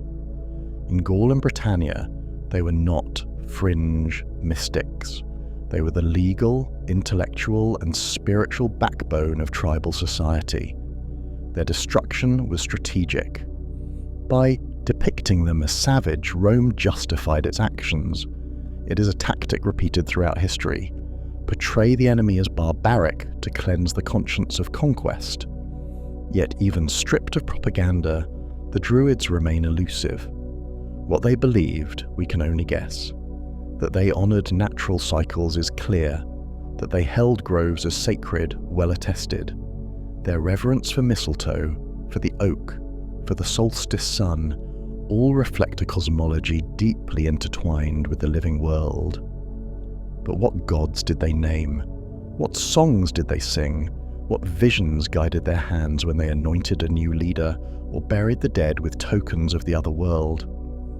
Some glimpses remain in the mythology of Ireland, where druidic figures linger longer in memory. There, in the cycles of myth and epic, the druid is a seer, a sage, a shapeshifter. Figures like Cathbad, who could foretell doom, Emergin, whose song brought peace to a storm, Mug Ruith, who flew in a wheeled machine and commanded lightning. These are not historical records, but mythic reflections, shadows cast by something older. In these stories, the druid becomes archetype, guardian of a lost knowledge, mediator between this world and the next. Their practices too survive in traces, in folk customs that lingered well into the Christian era, wells venerated as holy, festivals aligned with the solar calendar, charms whispered over the sick, branches placed above doorways to ward off ill fortune. These remnants speak of a belief system not entirely extinguished, but slowly absorbed, recontextualized, and renamed. The 19th century would attempt to resurrect them. Romanticism, with its hunger for the mystical, painted the Druids as noble savages, white-robed philosophers of the grove. Druidic revivals emerged in Britain and beyond, blending historical fragments with imagined grandeur. Stonehenge, though far older than the Druids, became their ceremonial stage in public consciousness. But these modern constructions, however earnest, are echoes of echoes, more reflective of the longings of their own age than of the forest-bound figures lost to time. So where does that leave us? Between two silences, one before the Roman pen and one after the axe. Between myth and propaganda, between archaeology and dream. The Druids are remembered not because they asked to be, but because those who followed could not quite forget. Their presence haunts the places where words fail, the hollow between oak roots, the hush before sunrise, the line between history and myth. In the academic halls, the debate continues. Who were they truly? A religious elite or tribal intelligentsia? Poets or power brokers? Were they peaceful mediators or veiled manipulators of life and death? The evidence is partial, the interpretations layered. Each new discovery opens as many doors as it closes. And perhaps that is as it should be. The Druids belonged to a world that did not distinguish between history and spirit, between law and leaf, between the living and the dead. Their memory resists categorization because they themselves resisted the frameworks we now use to understand them. They were the keepers of a different kind of knowing, a knowledge not bound by parchment, but by place. To find them now is not to unearth a single truth, but to listen carefully to a chorus of half-remembered voices, each speaking in tones shaped by time, silence, and soil. And still in the old woods something lingers, not just in the ring of standing stones or the hollow of ancient wells, but in the way the wind moves through trees on certain days, in the hush that falls before the solstice sun crests the horizon, in the instinct some still feel to lower their voice when entering a grove too quiet to be empty. There perhaps the Druid still speaks, not in language, but in the long silence between things, not in answers, but in the questions that remain.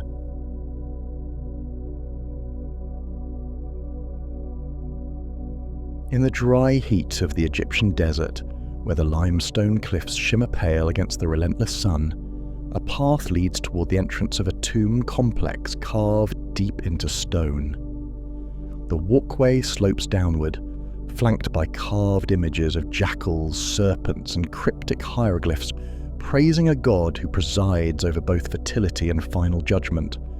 As you descend step by step, dust rises at your feet, and the air cools unexpectedly. A hush settles across the corridor, an ancient hush that belongs to a world of darkness and secrecy. The corridor, illuminated only by the soft glow of flickering torches, seems to breathe with the weight of centuries. Deeper you go, following the line of reliefs and inscriptions that speak in silent tongues of wheat harvests, funerary rites, and kings turned into gods. Ahead, faint chanting echoes. It is low, melodic, and tinged with the sorrow of mortality, yet laced with a promise of rebirth. You move forward, compelled by a pull older than memory. Soon you emerge into a chamber where robed figures stand in half-circle around a central platform carved with intricate symbols.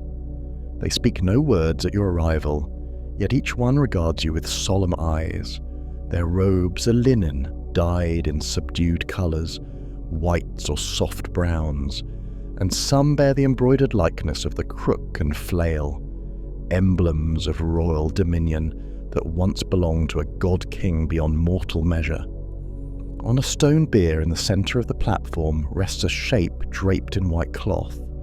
It lies unmoving, suggesting a body prepared for some silent drama. The torches that ring the chamber gutter and dance, painting the walls with shifting shadows. One by one, the robed figures begin a measured step, circling the bier in rhythmic procession. A priest, face partly concealed by a mask of green hue, gestures for you to watch, to learn, to remember. This is an old ritual, older than the empire of the pharaohs, older than the pyramids themselves. The name that resonates here is Osiris. The chanting rises, echoing from corners you cannot see. Drums throb softly, like a heartbeat. A priestess steps forward, her voice clear and resonant despite the heavy air. She calls upon Osiris by many titles: Lord of the Black Land, Bringer of the Flood, King of the Silent Realms, He who grows the green. As her words fill the chamber, others sprinkle water around the bier, using reeds to splash droplets that glimmer in the torchlight. Then, with synchronized care, 2 priests remove the white cloth, revealing a carved effigy of a man lying in regal stillness. He holds a crook and flail across his chest, the instruments of harvest and authority. You see gold paint that accentuates his face, stylized in the manner of a pharaoh's death mask, with eyes gazing upward as though searching for the promise of new life. A hush falls. Each participant kneels and you follow their lead.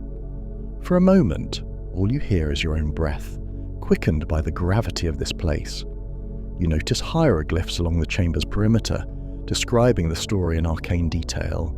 A proud ruler, betrayed and dismembered, resurrected through love and magic, ascending to rule over the realm of the dead and the cycles of the Nile. Your heart pounds as you recall the legends of Osiris, how his brother Set, in a fit of jealousy, murdered him and scattered his fragments across Egypt, how the goddess Isis, his devoted wife, wandered the land to gather each piece, how her tears formed floods that gave the earth fertility. Through her devotion and cunning, Osiris was made whole again, reborn to reign not among the living, but over the hidden domain where souls travel after death. The circle of robed figures now recreates that story in living flesh, a solemn reenactment that has persisted for thousands of years, bridging mortal life and the afterlife. Dancers move lightly across the chamber floor, representing the winds of the desert and the flow of the Nile. A tall figure wearing a jackal-headed mask stands near the door, symbolizing Anubis, guardian of tombs. Another, wearing the cow-horned headdress of Hathor, sprinkles fragrant oil near the corners of the chamber. Incense thickens the air, sweet and pungent, swirling around the gatherers like a cloak. The priests intone the names of Osiris's lineage, calling upon Horus, the falcon-headed sun, and upon the watchers who guard the cosmic gates. The story's tension builds. Osiris has perished, his body lost, his spirit wandering. Then the high priest in green mask steps forward, arms raised, chanting words so old that the language feels almost beyond mortal tongues. He calls upon Isis, the mother of magic, to restore the broken god. Through stylized gestures, the participants mimic the gathering of Osiris's limbs, the reassembly of his form. The cloth is once again draped over the effigy. One priest gently lays small amulets of gold and lapis at the figure's wrists and ankles, the protective charms that ward off decay and spiritual peril. Another anoints the chest with sacred unguents, chanting all the while. These motions reflect the very process that embalmers used for centuries to prepare the dead pharaohs for their final journey. But here, in the gloom of this hidden tomb chapel, it is not a mortal king being honoured, but the death and rebirth of a god who transcends mortal bounds. The watchers kneel again, heads bowed in awe. A final chord of chanting signals the climax. Suddenly a hush falls so complete that you hear the beating of your own heart. Then a torch flares, revealing something new. The effigy is gone. The white cloth lies flat, empty. In the space of a single heartbeat, the ceremony has proclaimed that Osiris lives once more, intangible yet triumphant.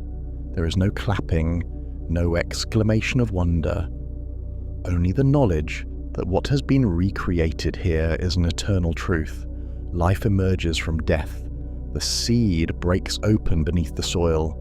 The Nile floods its banks after parched months. The soul finds renewal beyond the tomb. Gradually, the participants stand, their robes rustling as they withdraw into side passages or vanish down corridors. The priests speak quietly to initiates, praising them for their piety or directing them to further rites. You remain still, absorbing the charged silence. Within these walls, the boundary between the living and the departed is thin. You sense that if you listened hard enough, you might hear the soft echo of ages, voices chanting the name of Osiris across 3,000 years of Egyptian history. The notion of Osiris, you recall, did not begin as a universal judge of souls.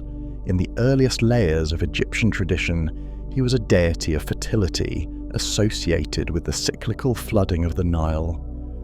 Before the pharaohs built their grand tombs, farmers in the delta prayed to Osiris for bountiful harvests, praising him for the rich black silt that revived their fields each year. Over generations, as city-states rose and dynasties consolidated, Osiris's sphere grew. He became the embodiment of life's unstoppable momentum, the guarantee that seeds sown in soil would indeed sprout anew. But transformation awaited him, spurred by complex mythology that soon developed around his death at the hands of Set. That myth, swirling with betrayal, sorrow, and eventual victory, elevated Osiris from a local fertility god to something far greater, the very personification of resurrection. If he could triumph over death, so too could the faithful.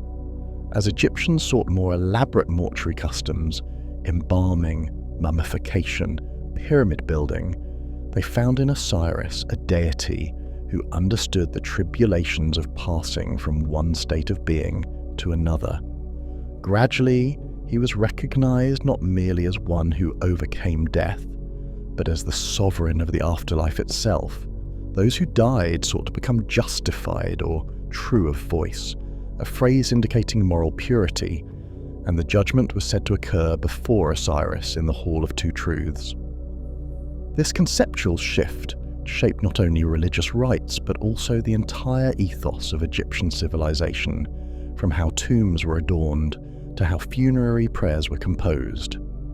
You rise slowly from your kneeling position, still feeling the damp chill of the subterranean temple.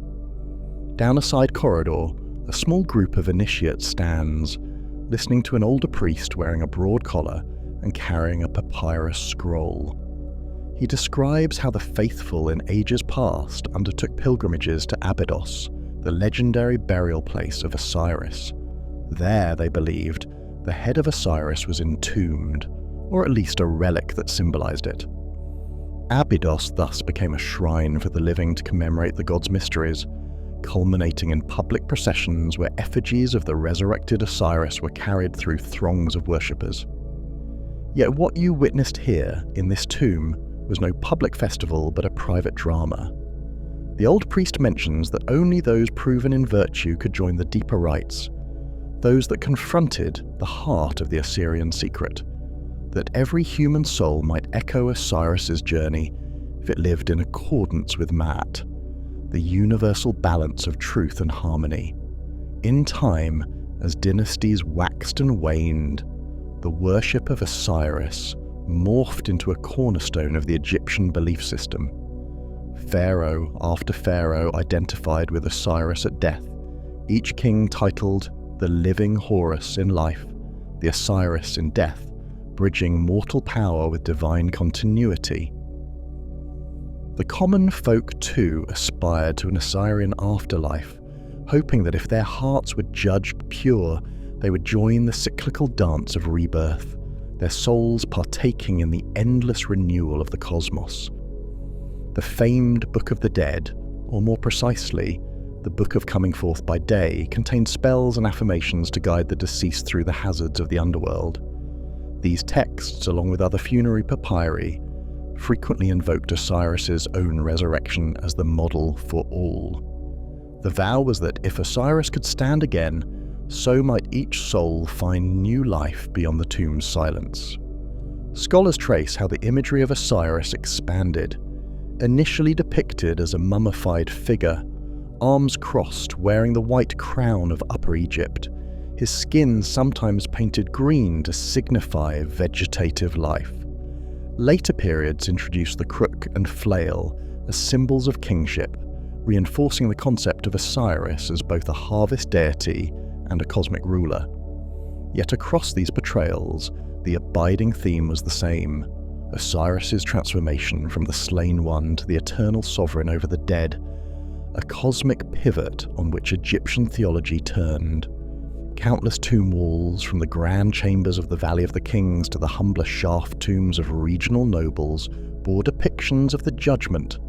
The heart weighed against the feather of Ma'at in the presence of Osiris, enthroned and patient. If the heart was heavier than truth, the devourer, Ammit, consumed it.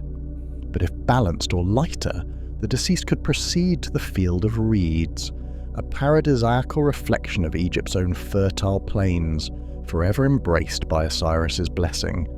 You wander deeper into the complex, stepping carefully past niches containing small statues or canopic jars. Carved upon one wall is a scene of funeral rites, a prone mummy with priests reciting incantations, the figure of Anubis overshadowing the entire tableau.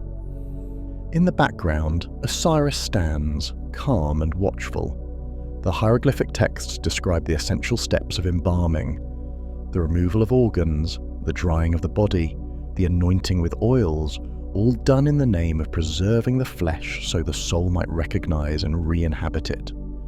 At the center of these rites is always the legacy of Osiris. If the rightful king of the dead overcame decay, so too might the beloved father, mother, or child who was laid to rest in these catacombs. The Book of the Dead spells often end with a triumphant phrase: "I am Osiris. I have rejoined my father Geb and mother Nut. My flesh is firm, my bones are strong. I live again." This belief in continuity beyond death shaped not merely funerary practice, but Egyptian society at large, reinforcing moral codes that prized truthfulness and compassion. For the afterlife was not a guaranteed reward, but a path requiring virtue. Cultic centers dedicated to Osiris, especially in cities like Abydos and Philae, attracted pilgrims from across the two lands. Great festivals were held along the Nile, with dramatic reenactments of the Osirian legend, the search by Isis, the lamentation, the resurrection, the enthronement. In these public spectacles, entire communities participated. Craftspeople built lavish floats, priests orchestrated processions, and the citizenry watched and wept or cheered. Over time, foreign powers came and went: Hyksos invaders, Persian conquerors, Greek Ptolemies, Roman governors, but still Osiris endured. Such was the power of a narrative that addressed the deepest human longing, that death might be a door, not a wall. Yet, everything changed. As centuries passed, the Roman Empire's influence in Egypt introduced new religions. The worship of Isis became Hellenized, coalescing into a broader Mediterranean cult.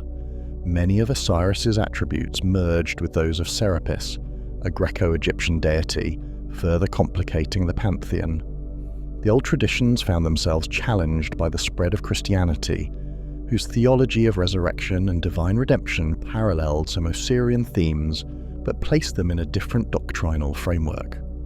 Over time, the ancient temples fell silent, their priests no longer supported by royal patronage. The final blow came under Christian or Muslim rules, which often regarded the old gods as pagan relics. One by one, the sanctuaries closed and the knowledge of the rites retreated into dusty scrolls or half-remembered folk custom. And so the cult of Osiris, once as constant as the Nile's flood, gradually sank into obscurity. Tomb after tomb was robbed or left to crumble, their painted walls fading in the darkness. The stone statues of Osiris, arms crossed in regal authority, gathered desert sand. The living voices that once chanted liturgies, pleading for the god's guidance in the afterlife, grew silent. By the time modern explorers and archaeologists arrived, scholars like Jean-François Champollion, who decoded hieroglyphs in the 19th century, the religion itself was long extinct. What they found were mummies, papyri, inscriptions, and motifs of a green-faced deity. Piece by piece, these fragments told of a tradition that spanned 3 millennia, in which Osiris embodied the promise of rebirth. Yet even in fragments, the story endures.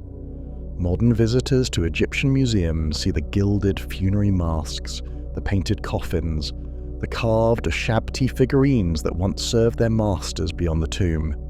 Scholars piece together texts known as the pyramid texts, the coffin texts, and the Book of the Dead, discovering references to a divine ruler who overcame the final threshold. In these texts, Osiris is not just a local harvest spirit, but a cosmic principle, the unity of life and death, the seed that must be buried in order to grow anew. The thoroughness with which Egyptian society embraced this concept, fashioning entire economies around funerary industries, establishing funerary temples that ran for centuries, testifies to the power of that spiritual narrative.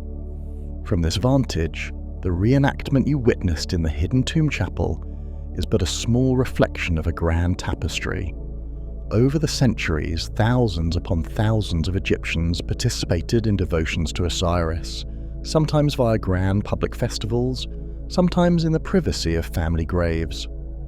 Some sought his blessing for fertility of the fields, others for safe passage after death. Many commissioned small statues of the god, placed them in household shrines, and recited daily prayers. Even the wealthiest pharaoh, interred in a pyramid of stone, saw himself ultimately as Osiris reborn, ascending to the heavens as a star while leaving behind a body ceremonially mummified in the same manner. The priests once prepared the effigy of their resurrected king. Consider also the more subtle impact, the Egyptian sense of cosmic order, known as Ma'at, heavily influenced by the Osirian cycle. It taught that life, death, and rebirth were not random events, but part of a divinely orchestrated pattern, anchored by moral behavior. If the spirit remained righteous, then as Osiris overcame dismemberment, so might the upright person surpass the dissolution of the grave. This cycle of accountability deeply shaped Egyptian law, philosophy, and daily conduct. Indeed, historians argue that the reverence for truth in Egyptian inscriptions, the formula, "I have not stolen, I have not lied," springs from the desire to pass the test before Osiris in the hereafter. He who lies is discovered, he who kills is judged. No wrongdoing escapes the scale of the Hall of Two Truths. Yet, for all its monumental presence, the cult's final twilight arrived as new empires rose. Christianity, with its universal claim, found strong footing in Egypt's populace, offering a path that paralleled certain Osirian doctrines: resurrection of the dead, moral reckoning, a promise of eternal life. Over time, the older temples closed, worship of Osiris receded into memory, and by the early centuries AD, few living priests performed the ancient rites. The last hieroglyphic inscription, carved in the Temple of Philae in AD 394, signalled the near-complete eclipse of native Egyptian religion, subsumed by Christian and later Islamic governance. In subsequent generations, Osiris lived on primarily through legend, through the scattered pages of Greek historians, and through the silent silhouettes of temple reliefs. Now, centuries removed from the last intact cult temple, we piece together the puzzle from the vantage of museums, archaeological sites, and textual scholarship. We know the broad outlines, that Osiris began as a local fertility god, evolved into a symbol of cosmic renewal, ascended to judge the dead, and shaped funerary beliefs for over 2 millennia. We sense his influence in the labyrinthian rituals of embalming, the heartfelt letters to the afterworld found in tomb chapels, the grand processions that once filled the city of Abydos with lament and rejoicing. Yet the intimate knowledge, the hush of the tomb, the precise words of the incantations, the emotional resonance felt by devotees, remains ephemeral, glimpsed only in shadow. And so, the cult of Osiris resonates as both a triumph of religious imagination and a testament to the human yearning for transcendence.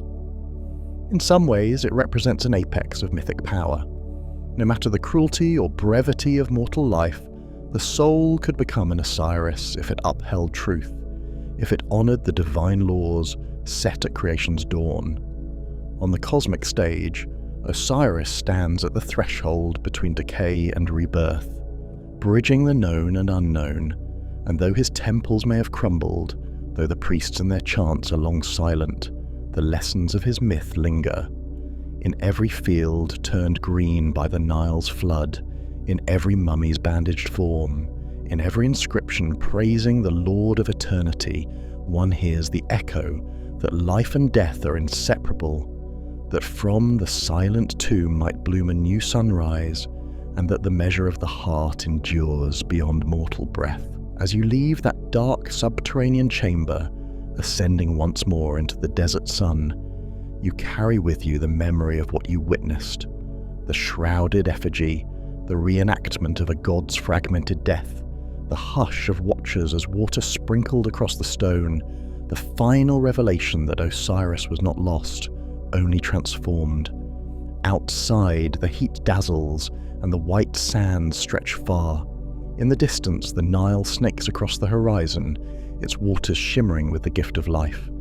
You might recall the old Egyptian saying that the desert is death, the river is rebirth. And thus, within that interplay of dryness and fertility, the spirit of Osiris still lives. In that knowledge, you sense the continuity that transcends time. For each individual who bowed in that chapel, or who made offerings at Abydos, or who wrote a prayer on a papyrus to be buried with them in a coffin, did so believing that Osiris's path was not unique, but universal. If the living soul followed the right code, if it cherished Ma'at and lived in harmony, then the soul could awaken in the realm of the dead to greet its God face to face, perhaps even stand beside him in radiant eternity. And so the tombs, with their labyrinth of chambers and images, became less a place of finality and more a portal to an everlasting sunrise. This, then, was the core of the cult of Osiris, not merely a set of rites or the worship of a single deity, but an entire worldview that insisted on the sacred, cyclical nature of existence. The seeds that fall into the earth do not die, but slumber until the rains come. The sun that sets each evening is not lost, but journeys through the underworld, guided by Osiris, to rise renewed at dawn. The body that perishes in the desert is not cast aside. It is prepared, protected, reimagined so that it may live again in the company of the gods. In short, the cult taught that hope transcends mortal limits, an idea profound enough to anchor a civilization's deepest spiritual convictions for millennia. And so the story continues in quiet forms, even now. Historians decipher hieroglyphs depicting Osiris's funeral couch, his regalia, his cosmic battles with Set. Tourists wander through the pillars of Karnak or the tombs of the Valley of the Kings, glimpsing the green-skinned figure enthroned in half-lit corridors. Artists incorporate the symbolism of the crook and flail, the feather of Maat, the eye of Horus into modern designs, perhaps without fully realizing their connection to an unbroken chain of memory that began thousands of years ago on the banks of the Nile. The language of Osiris seeps into the arts, the scholarship, the quiet wonder of those who see mummies in glass cases and sense that they represent not relics of a dead religion, but ambassadors from a worldview that believed so fervently in continuity after death. And at the heart of it all stands Osiris himself, never quite gone. The cycles of nature continue, the flooding of rivers, the sprouting of wheat, the turning of seasons. each in its own way reaffirms the cosmic cycle the Egyptians recognized. In that sense, the cult did not vanish so much as it was woven into the broader tapestry of human spiritual thought, eventually influencing other traditions in subtle, indirect ways, shaping conceptions of resurrection, moral reckoning, and the possibility that love and devotion can overcome even the finality of death. Thus ends the testament of a god who walked beyond the threshold, who died and returned, whose trials shaped an entire civilization's approach to burial, to justice, and to fate. As you stand once more in the desert sun, hearing the echoes of chanting in the silent stones behind you, you realize that the presence of Osiris lingers in every shadow cast by each obelisk, in the soft lapping of the Nile's waters, and in the hearts of those who look upon these relics and still find hope. And in that quiet realization, you know that the story, though ancient, remains alive in the memory of the earth, as essential and unstoppable as the cycles of the river that gave Egypt her life.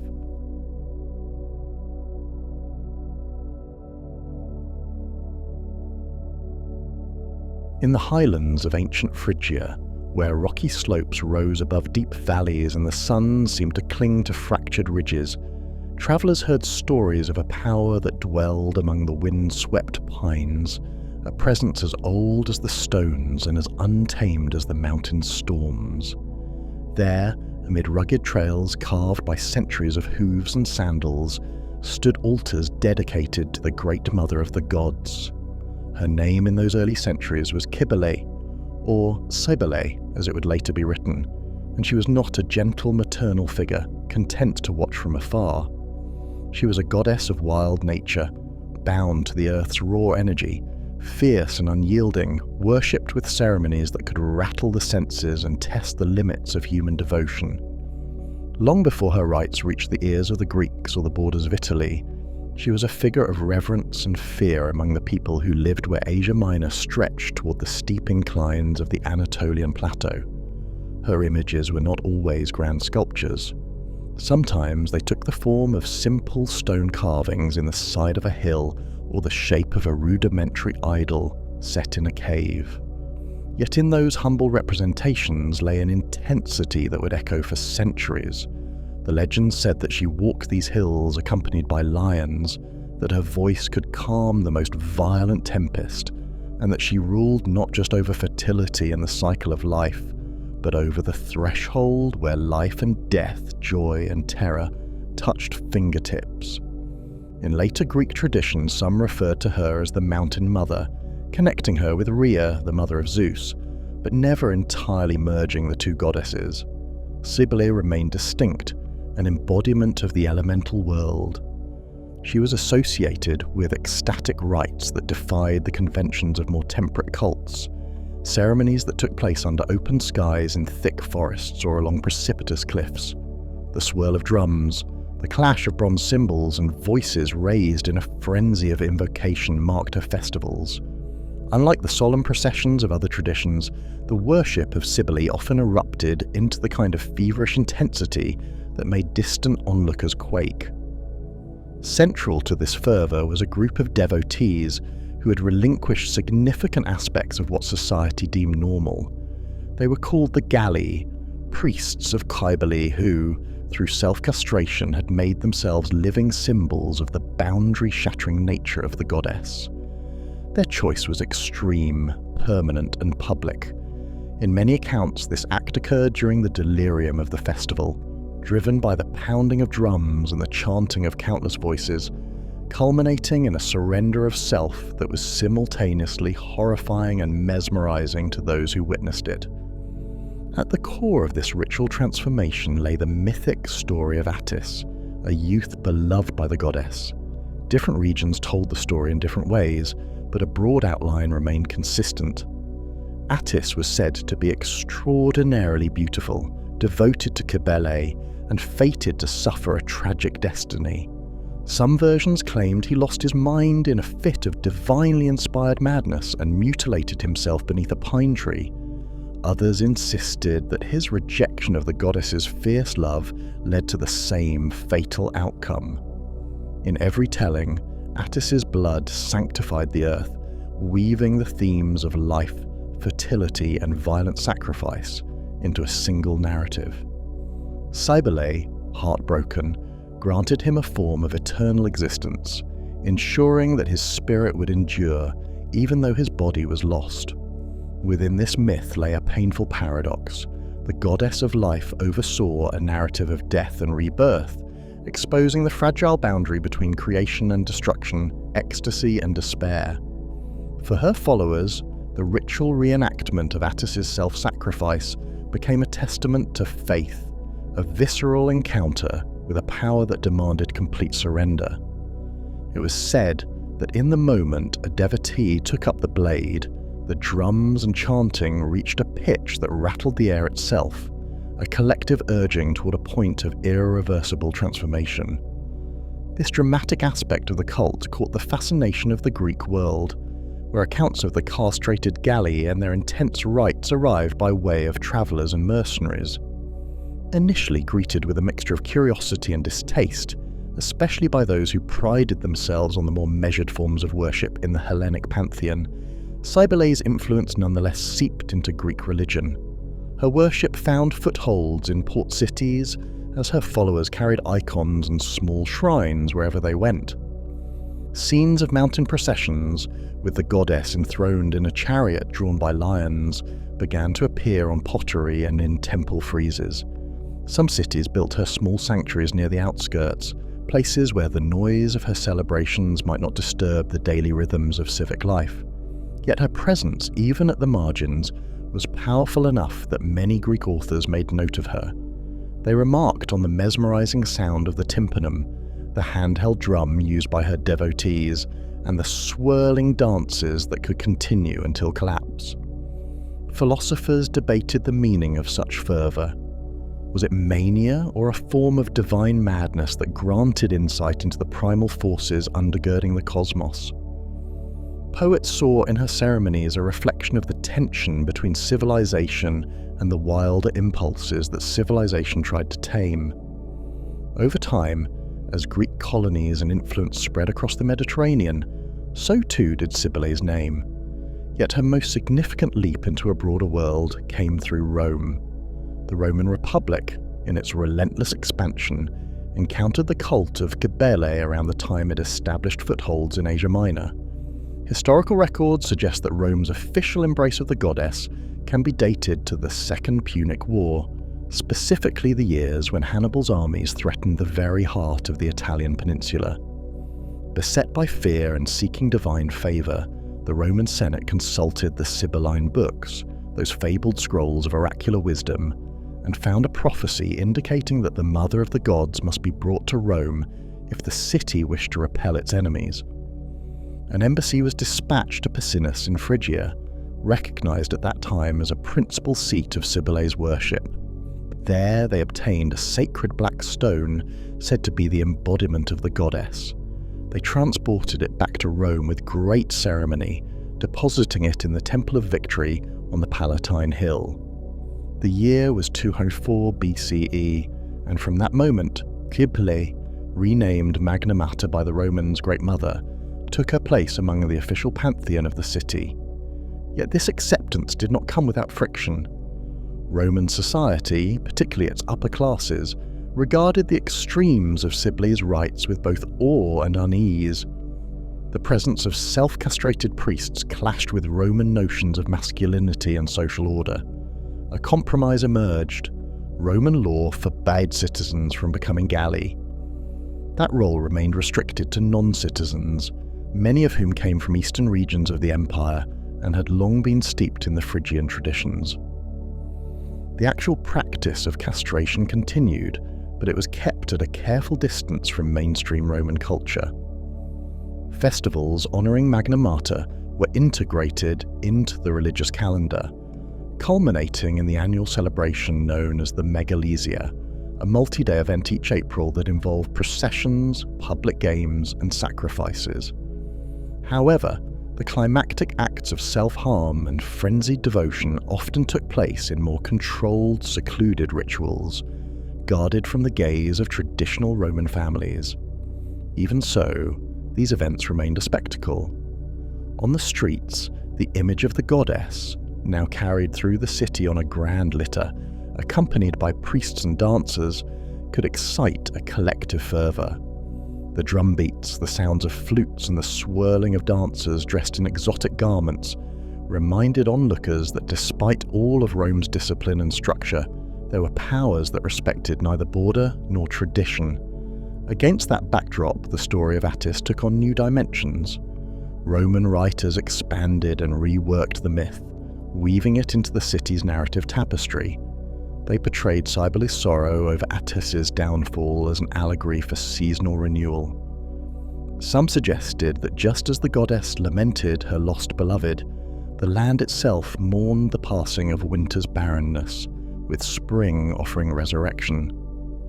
In certain rites, an evergreen pine was cut and carried through the streets, representing Attis's body, laid to rest in a sanctuary as the festival reached its apex. The next day brought a sense of triumphant rebirth, as though Attis had been restored through divine power. For Roman observers, the parallels between this cyclical pattern and the cycles of agricultural life were impossible to ignore. And yet, no matter how it was contextualized, the cult retained a potent sense of the uncanny. The rawness of the devotion, the willingness to confront blood and bodily sacrifice, set it apart from the comparatively subdued worship of Jupiter, Juno, or Minerva. The tension at the heart of Sibyls' cult was not solely about shock value, it went deeper, touching on questions of identity and the body. In a society where family lineage, inheritance, and manhood were of utmost importance, the choice to castrate oneself was a radical act that signified a devotion to the goddess above all earthly ties. It represented a renunciation of social roles, a pledge of service so absolute that it removed the devotee from the normal structures of kinship and perpetuation. This challenge to traditional boundaries was, in some ways, a reflection of the goddess herself, who straddled lines between wilderness and civilization, male and female, birth and death. She was mother, yet also destroyer, tender yet fierce, boundless and yet manifested in a black meteorite. The Romans, despite their initial reservations, could not help but be fascinated by the goddess who broke all molds. Over the centuries, temples to Magna Mater rose in prominent areas of Rome, their altars shimmering with lavish offerings from generals seeking favor in battle and statesmen hoping for the city's prosperity. The cult's festivals made their mark on the Roman calendar, drawing crowds who came to watch the processions and performances. Travelers carried stories of the goddess's rites far beyond the capital, establishing smaller shrines in the provinces. Wherever Roman roads extended, so did the name of Magna Mater, weaving her mythology into the cultural fabric of an empire that spanned continents. Artists rendered Cybele and Attis on frescoes, mosaics, and statues, capturing the interplay between a maternal figure crowned with a turreted diadem and a youthful consort who hovered at the edge of tragedy. In some depictions, lions crouched at the goddess's feet or pulled her chariot, symbols of the untamed power she wielded. Attis, often shown wearing a Phrygian cap, symbolized youthful potential cut short. The tension in these artworks evoked the underlying thematic contrasts: fertility and loss, devotion and madness, cosmic authority and personal sacrifice. In the late Republic and early Imperial eras, as new religious currents moved through Roman society, cults of Isis, Mithras, Serapis, and eventually Christianity, Cybele's worship continued to evolve. Each new faith offered its own perspective on the interplay of spirit and flesh, yet the dramatic fervour of the Great Mother's ceremonies remained a stark reminder of how diverse Roman religiosity could be. The empire's cosmopolitan nature allowed for exchanges of ideas that both enriched and diluted older practices. Some regions adopted toned-down versions of Cybele's rites, focusing on the pageantry and theatrical aspects, rather than the severe acts of personal mutilation. Others maintained the older ways in enclaves, preserving a continuity that outsiders found puzzling, even unsettling. Philosophers and theologians of the imperial period grappled with the deeper implications of the cult. Some Stoics admired the discipline required to endure extreme rites, interpreting them as metaphors for the triumph of spirit over the body. Platonists, fascinated by the notion of divine madness, wondered if the ecstasy experienced by Cybele's devotees might open a window to higher truths. Meanwhile, conservative moralists condemned the phenomenon as barbaric, a reproach to the dignity of Roman manhood and societal norms. Yet condemnation rarely halted the flow of worshippers. Mystery and sacrifice had their own allure, promising transformations that more conventional temples did not. The story of Attis, in particular, carried a resonance that echoed through discussions of life's fragility, that a divine figure could so fully love a mortal, and that the mortal could be both destroyed and redeemed by that love, offered a mythic pattern that people recognized in their own struggles. Attis became a symbol of how mortal frailty might find a form of immortality, a transcendent hope that lingered even in the face of brutal reality.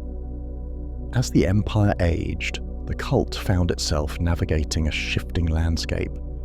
During the Christianization of Rome, many pagan ceremonies faced suppression or redefinition. While certain public festivals endured for a time, Christian emperors increasingly frowned upon rites involving self-mutilation and ecstatic frenzy, seeing them as remnants of an outdated, idolatrous world. Edicts were passed that restricted the practice of older cults. Temples closed or were repurposed. But even as official disfavor fell over the worship of Cybele, pockets of devotion persisted. People living in remote regions or bound by family tradition continued to pass along the old stories.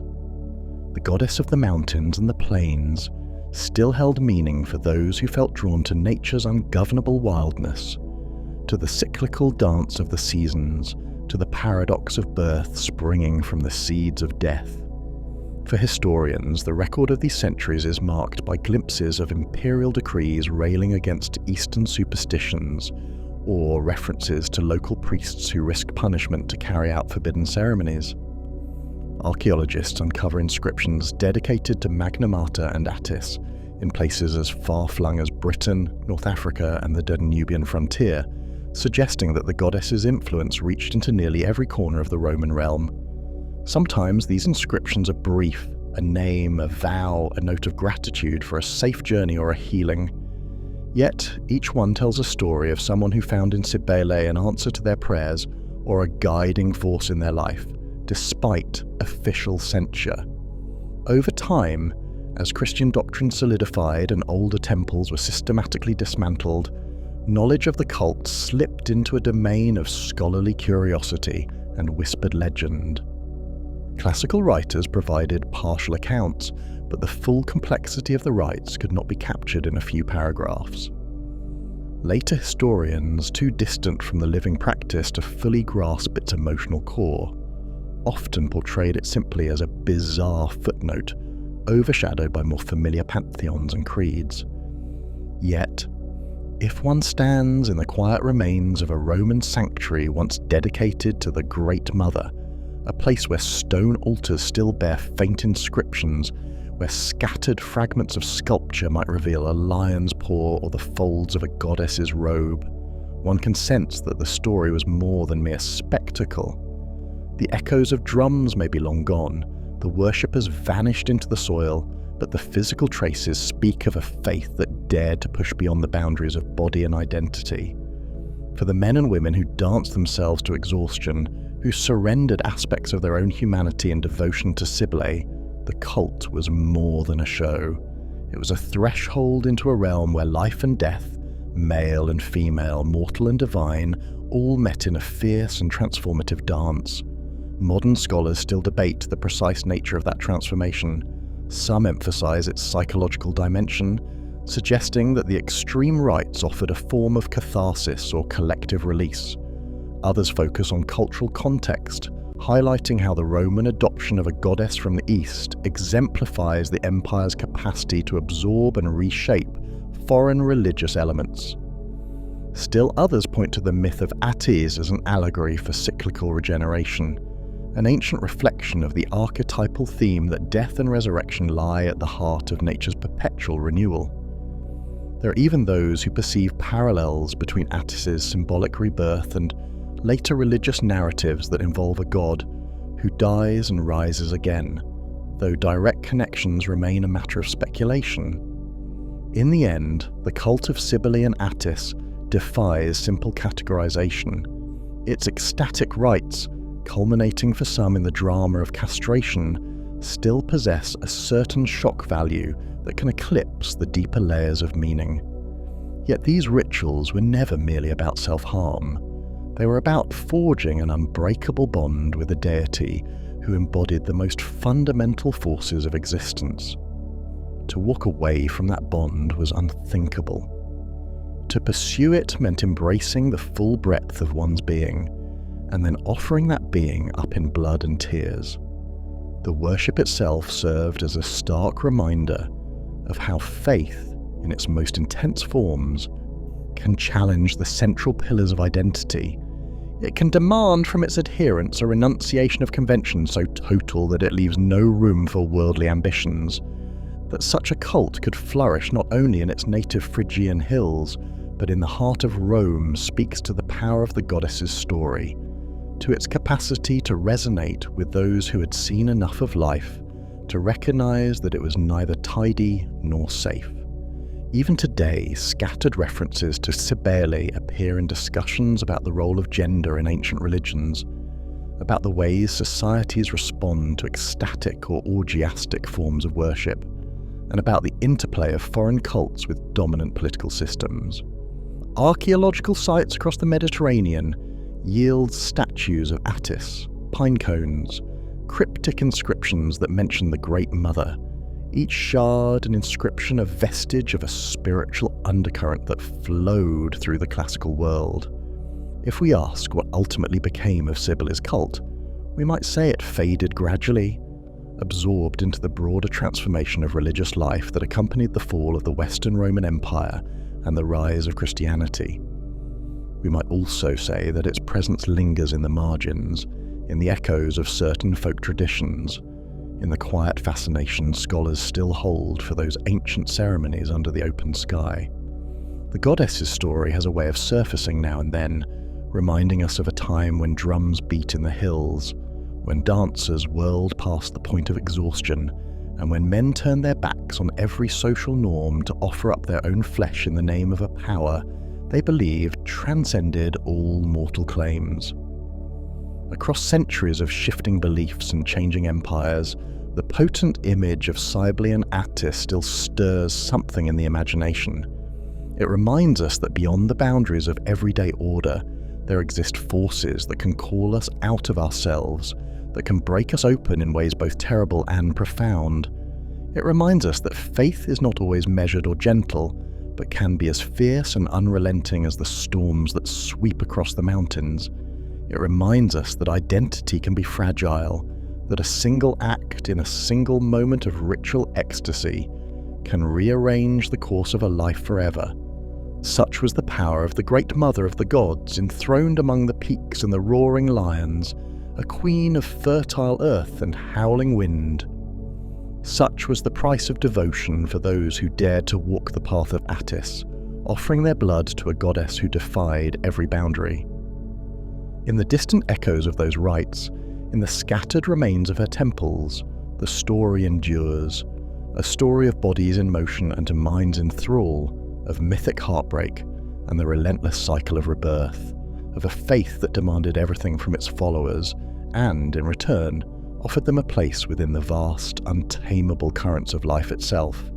Through centuries of forgetting and remembering, of condemnation and reinterpretation, the cult of Cybele remains woven into the tapestry of ancient belief, reminding us that the human quest for transcendence can take forms both beautiful and terrible, both awe-inspiring and disquieting, and that somewhere beyond the edges of reason lies a wild, unbroken realm where the goddess still waits forever unbound.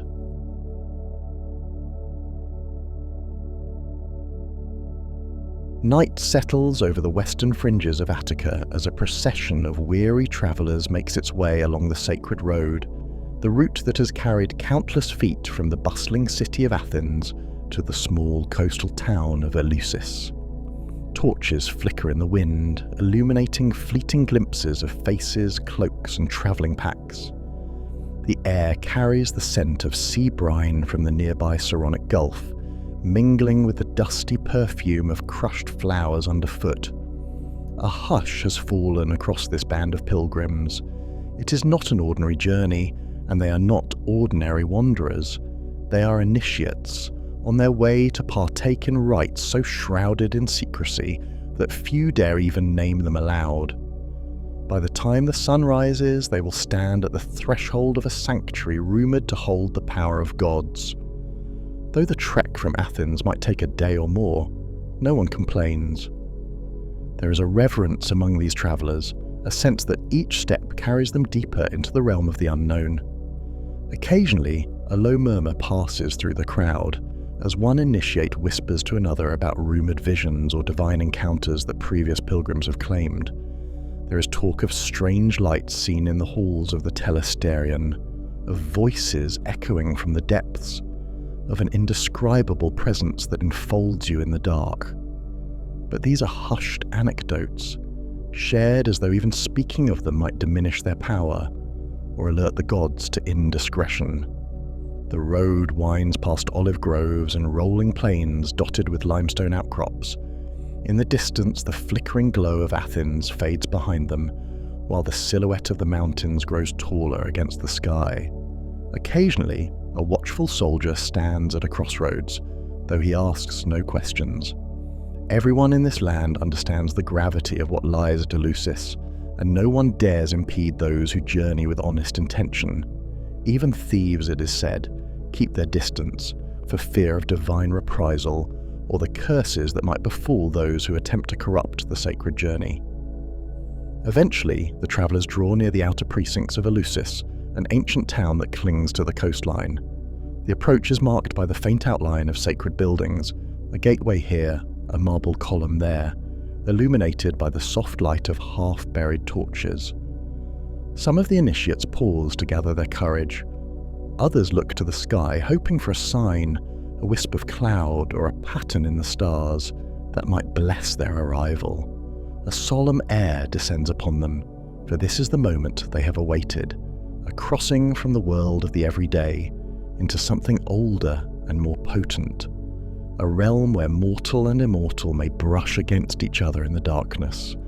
They proceed in single file toward the sanctuary. At the entrance, priests and priestesses stand watch, their faces half hidden in the glow of oil lamps. No boisterous greetings are exchanged, only quiet nods and the slightest flicker of recognition if a face is known. Each initiate presents a small token, perhaps a scrap of parchment with a personal vow or a bundle of fresh herbs meant for purification. These gestures are accepted with silent understanding. Then one by one they pass into the periphery of the sacred grounds, each heart pounding with anticipation. The rituals have already begun in subtle ways. On previous evenings, the initiates would have gathered near the banks of the sea to perform preliminary rites of cleansing, washing away the dust of the mundane world. Offerings of barley and salt might have been sprinkled on the shore, while priests chanted invocations to Demeter and Persephone, the two goddesses whose story underpins everything here. Now, in the final stretch of night, they move deeper inward, guided by temple attendants who beckon with gestures more than words. They file into a large courtyard, where a gentle breeze stirs the torch flames, making them dance across the stone. Many have travelled great distances for this chance. Individuals from the Ionian coast, others from the islands of the Aegean, even a few from far-flung corners of the empire who speak Greek with an accent. Some arrive driven by grief, hoping to find solace in the promise of a blessed afterlife. Others are statesmen or philosophers seeking personal insight or favour from the gods. A handful are humble farmers, yearning for good harvests and the renewal of land. All these motives converge in the silent crowd, forming a tapestry of hope, fear, and wonder. No one can fully prepare for what the mysteries entail. By design, they are cloaked in vows of silence. Any initiate who dared to reveal them risked dire punishment. The secrecy only heightens the tension. Tales abound of how grand the revelations can be, of how the moment of apotheia, when the final vision is granted, transforms one's understanding of life and death. But each telling is veiled in metaphor, reduced to half suggestions of torches raised in sudden darkness, of images that appear beyond human comprehension, and of a voice that resonates like the echo of eternity. In the courtyard, one can almost feel the presence of these unspoken truths pressing in from the shadows. The hour grows late, and at last, attendants lead the initiates toward the telesterion, a massive hall where the core ceremonies unfold. Its walls are thick, designed to contain both the crowd and the mysteries within. At this point, no outsider is permitted to observe. Guards close the outer gates, turning away any curious soul who might wander too close. Within those walls, it is said, the goddess herself once walked, guiding mortals toward an understanding of what it means to die and be reborn. Statues of Demeter and Persephone stand in alcoves, their marble faces cast in dramatic relief by the flickering light. Overhead, the ceiling disappears into darkness, creating the sensation of a boundless vault, as though one stands at the threshold of the underworld. In hushed tones, priests begin a rhythmic chanting.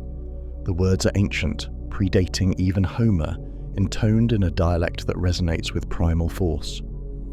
Initiates are instructed to gather in rows, each row separated by narrow passages. The smell of burning incense mingles with the sweat of bodies pressed together in expectation. From a hidden corner, musicians strike a low drone on flutes and stringed instruments, a haunting melody that vibrates in the bones. Moments stretch and coil. Torches are extinguished, plunging the hall into near-total darkness except for a solitary glow emanating from a concealed recess. An officiant's voice rises, beckoning the goddess, beseeching her to reveal what must be revealed. The chanting intensifies, weaving around the stone pillars, echoing in the ears of the assembled crowd. Fear and reverence intermingle, and more than one initiate finds their knees trembling, their breath quickening. Then, at the heart of that darkness, something shifts. A light appears, impossible to tell whether it's a single flame or a dozen, and it illuminates a figure or an emblem, perhaps a sheaf of wheat, signifying the gift of agriculture that Demeter bestowed upon humankind, or a veil that drops to the floor in a gesture of revelation. Accounts vary wildly, for each initiate sees and hears differently, guided by their own hopes and fears, but they all speak of an overwhelming sense of presence, a feeling that the boundary between mortal flesh and divine essence has grown thin, that one could step across the threshold and see beyond the illusions of daily life. In that space, where the senses blur and the chanting becomes a pulse in the veins, the story of Demeter and Persephone is enacted, not as a simple retelling, but as an immersive experience. The daughter, seized by Hades and carried to the underworld, the mother, stricken with grief, and the earth itself, left barren in the goddess's mourning. When Persephone is finally allowed to return, for a part of the year at least, life blooms anew. It is a myth that speaks to the cyclical nature of existence, the descent into darkness, and the triumphant return of hope. Yet words alone cannot convey what the initiates perceive in that instant. Some describe vivid visions, fields of golden grain bathed in the light of an eternal dawn, or a fleeting glimpse of the underworld's threshold, where souls drift in half-shadow. Others speak of an overwhelming sensation that death is not an end, but a transformation, a passage into another realm. Whatever the truth, they come away certain that they have touched the heart of a divine secret, and with that certainty comes comfort, even joy, at the notion that each life is bound into a greater cycle. Eventually, the lights flare, revealing the hall in its entirety. Priests move among the crowd, offering sips of a special drink, perhaps a brew of barley, mint and water known as the kykeon. Rumours persist that it contains psychoactive ingredients, a fungus from damp grain, or an herbal additive that induces altered states. No one can be certain, for the exact recipe is guarded as carefully as the ceremony itself. Yet many initiates describe feelings of euphoria or a profound clarity after partaking. Whatever the cause, the sensation leaves them convinced they have glimpsed the boundary between worlds. Once the formal ceremonies are complete, the newly initiated stand in the torchlight, silent tears on more than a few faces. A deep sense of unity flows among them. They have survived the long road and the secret rites, and now they share an intimacy of experience unlike any other. They do not speak of what they saw. The vow of silence is as strong as any oath. In that silence, they find camaraderie, a communal reverence that binds them across social class, nationality, or fortune. Such was the power of Eleusis, to gather strangers under a single roof and show them a mystery that transcends the petty boundaries of mortal life. In the days that follow, some remain near the sanctuary, offering thanks or performing private devotions.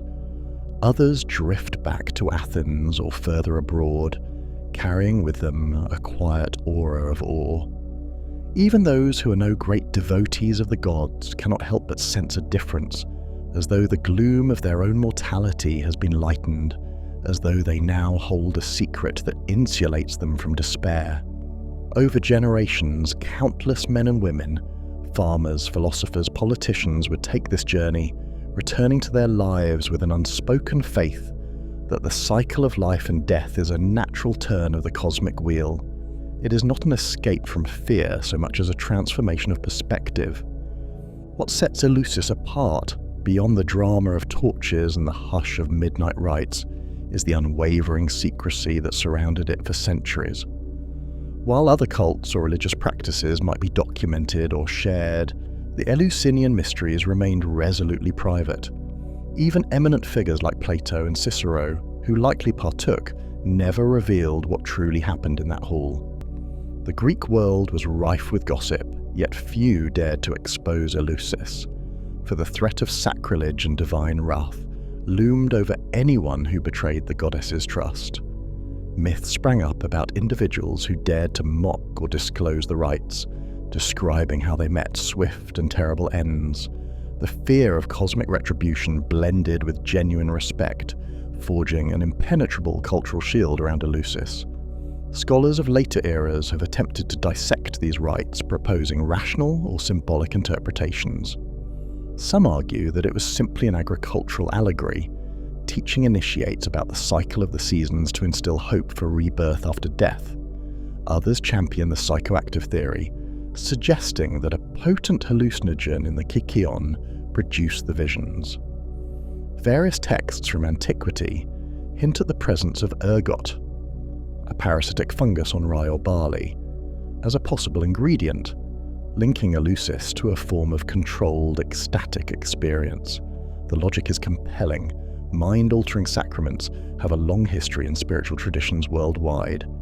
Yet definitive proof eludes us, and the vow of silence means no recipes were recorded. Religious scholars note that the myth of Demeter and Persephone, central to these rites, was far more than a story of seasonal change. It was an expression of human vulnerability and the potential for divine compassion. The sorrow of Demeter at losing her daughter to the underworld echoes the grief all people feel at mortality's grip. Her rage leaves the earth barren, a punishment that threatens humanity. Yet the eventual compromise, allowing Persephone to return each year brings renewal to the world. In that myth lies the promise that loss can give way to joy, that darkness can yield to light, and that death may be a passage rather than an end.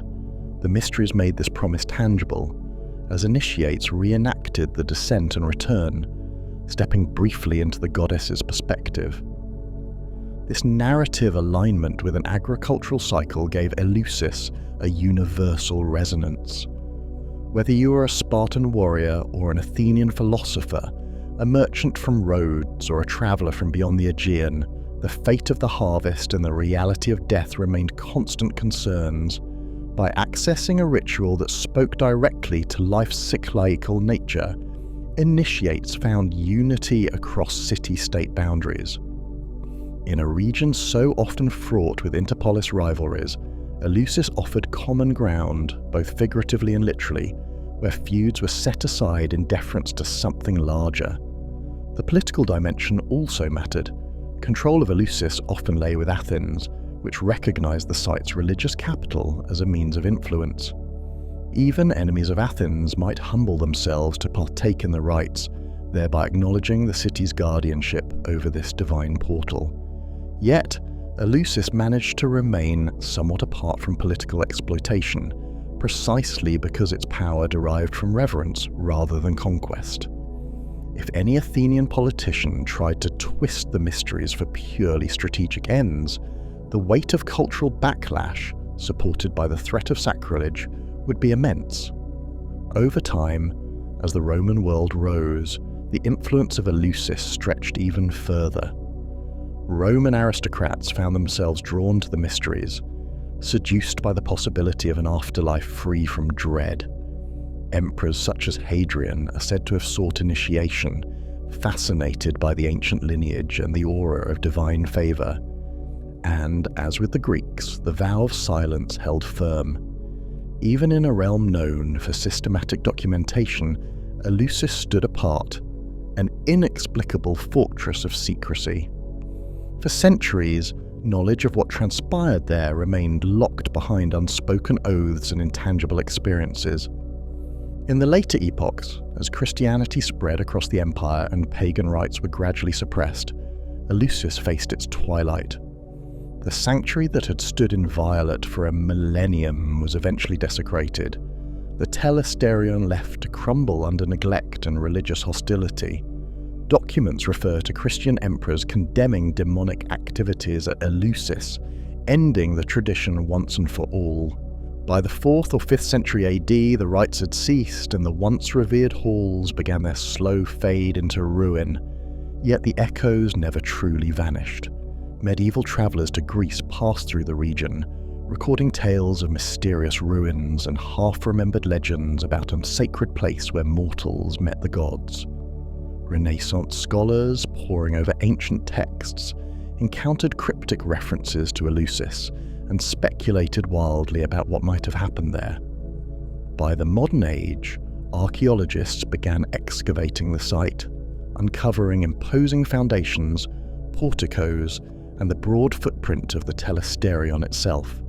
They found inscriptions, dedications, and storerooms, but no manual, no script for the rites, no definitive clue to the core experience. Every find pointed to significance, but none revealed the mystery in its fullness. Thus, Eleusis remains a puzzle, equally inviting and impenetrable. Some scholars remain convinced that the key lies in the psychoactive hypothesis that the dread and wonder initiates reported were triggered by a carefully managed hallucinogenic ritual. Others emphasize the psychological power of communal theatre and intense expectation. Still others point to the human need for hope in the face of mortality, suggesting that belief itself can produce visions more potent than any chemical agent. In truth, each approach may hold a fragment of understanding, yet no single theory can fully encompass the tapestry of Eleusinian awe. Even in the present day, modern pilgrims visit the ruins. Tourists wander the site, read the plaques, and try to conjure the atmosphere that once filled these ancient stones. Though the walls are broken and the columns scattered, the faint outline of the telesterion still inspires a sense of grandeur. One can stand in the center of the old hall where thousands of initiates once crowded in darkness, and imagine how the chanting might have resonated, how the flicker of a single torch might have revealed a living tableau of mythic rebirth. On warm afternoons, cicadas drone in the nearby fields, and a faint sea breeze rustles the wild grasses. It is hard not to wonder if the goddess still lingers, waiting for someone to call her name in the old tongue. Historians reflect on the scale and longevity of the mysteries.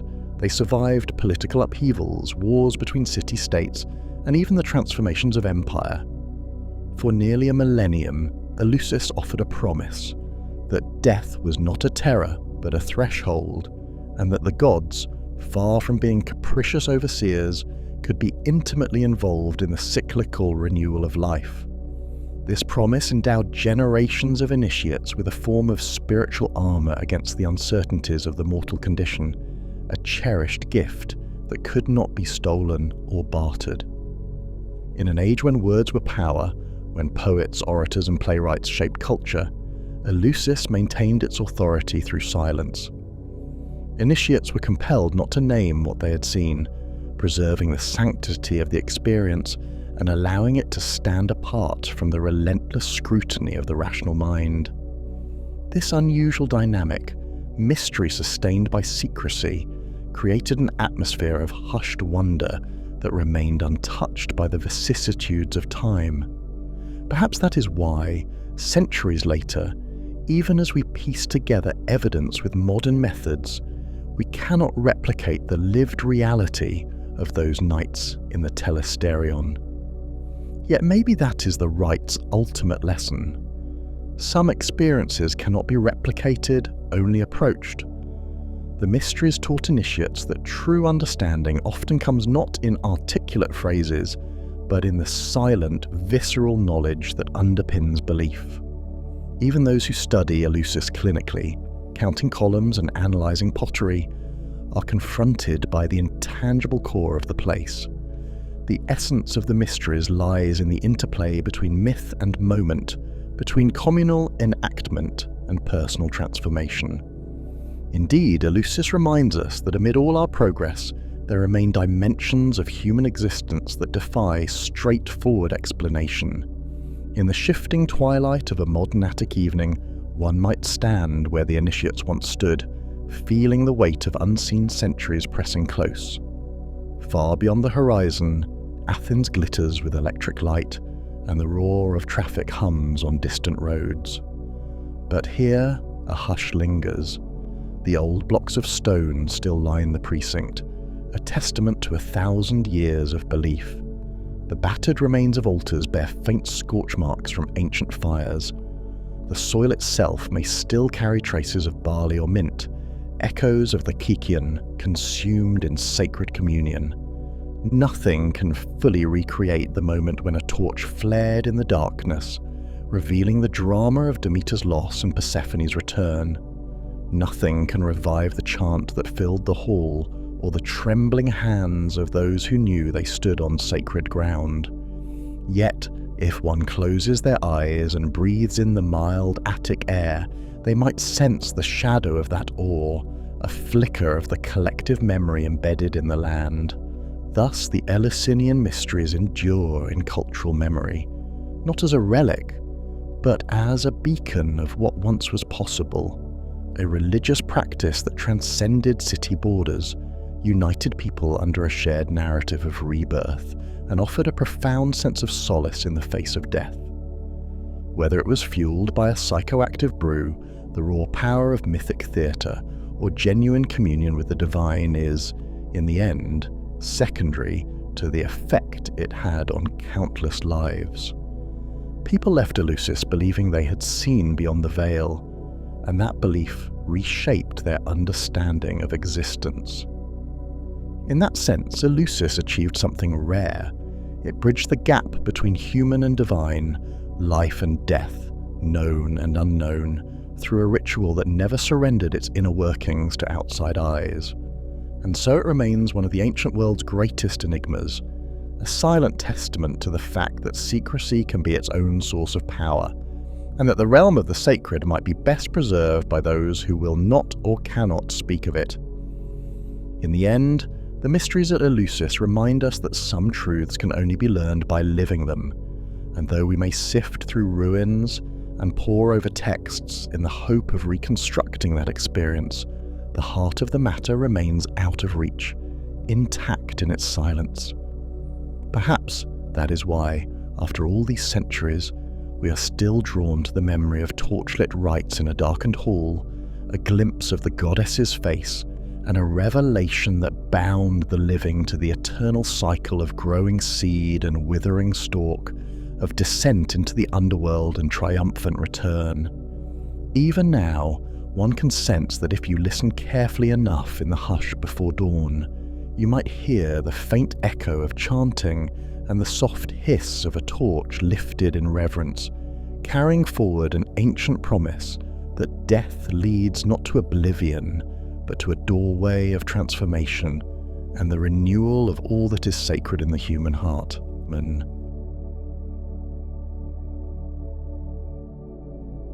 He walked the broad, arid plateau in the hush of dawn, when the early light bled over stony hillsides and coarse grasses that bent beneath a silent wind.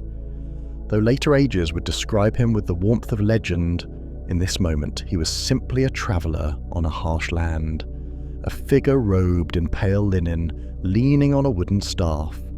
Some called him Zoroaster, others Zarathustra, and for all we do not know of him, the precise century or the shape of his features, what we do know glimmers through half-remembered verses and the echoes of a faith that would outlive empires. The world he strode through was ancient even then, a tapestry of nomadic clans bound by oaths and blood feuds, their gods as countless as the desert stars. In meagre settlements, altars smoked with the burnt offerings of cattle and sheep, while priests chanted the names of spirits both benevolent and perilous. It was said the land itself was alive with presence, each spring and mountain peak inhabited by forces that demanded reverence, each tribe guarded by protective deities, each patch of fertile soil claimed by a local guardian. Out here, on the far edges of the Iranian plateau, men lived always at the threshold between survival and destruction, trusting that the gods might be appeased by sacrifice and supplication. But in Zoroaster's eyes, as he wandered, there was something deeper, something universal, something not found in the swirl of countless small divinities. He felt it in the hush of sunrise when all the lesser spirits seemed to bow before a single bright presence. They say he was born of a clan steeped in the old ways, that he was trained in the rituals that sustain tribal life, how to propitiate the fire, how to speak to the waters, how to ward off malevolent forces. Yet from boyhood he showed an unquiet mind, a tendency to question what others held as certainty. There were stories told around evening fires about how he laughed at the illusions of lesser gods, how he dared to doubt the superstitions that kept families shackled in fear. He perceived a higher truth shimmering behind the veil, a single force of good that could not be bribed or cajoled with offerings. Perhaps it was only in the isolation of desert nights with the wind scouring the barren earth that he realized how vast and singular creation might be. He spoke of a being named Ahura Mazda, wise lord, the source of all that was good and luminous, standing in opposition to a great destructive lie, a principle that skewed reality and lured souls into darkness. To his clan, this sounded like both blasphemy and prophecy, a radical simplification of a world they believed to be layered with thousands of capricious powers. Soon enough, voices rose in dissent. Some claimed that no single deity could possibly govern the complexities of life. Others feared that if this man was right, the old gods would be dethroned, and the priests who served them left without station or purpose. He withdrew, exiled or self-exiled, wandering from one region to another, uncertain of where he might find refuge. If the tales are to be believed, it was in a moment of revelation by a rushing river that the full grandeur of his vision unfurled. Kneeling to draw water, he was startled by a light he could not explain, and in that radiance he perceived a figure, holy and serene, who called itself Vohumana, good purpose. From that being, he understood the path that would be set before him, to proclaim the supremacy of truth and righteousness, to denounce all illusions, to gather humanity under a banner of moral clarity. The message was both beautiful and terrifying in its simplicity. The priests he confronted did not merely disagree with him, they branded him a threat. Yet he remained steadfast, undeterred by the scorn of powerful men, who believed they alone had dominion over the mysteries of heaven and earth. In time, Zoroaster found a patron in a chieftain or king named Vishtaspaa, who listened to the prophet's discourse on the cosmic battle between truth and falsehood. Convinced of its power, Vishtaspa gave him shelter, allowing his preaching to spread through campfires and clan gatherings, weaving into the daily life of those who tilled fields, traded with caravans, and tended flocks in high pastures. Slowly, the prophet's teachings coalesced. A single creator, Ahura Mazda, who authored all that was good, and a malicious counterforce, Angra Mainyu, the destructive spirit, who sowed deceit and chaos. Within this dualism lay human choice. Men and women were not pawns of fate, but active participants in the grand drama of creation, endowed with reason and free will. To Zoroaster, each thought, word, and deed contributed either to the cause of truth and order, or to the unraveling darkness. In a world that had long believed in the inevitability of cosmic cycles and random misfortune, this teaching instilled both hope and responsibility. Individuals could align themselves with the good, and through right action, help bring about the final triumph of light. He did not promise ease or worldly power. Indeed, his path demanded sincerity and discipline. One must cultivate good thoughts, good words, good deeds, reject the lure of the lie, and uphold the sanctity of all living creation.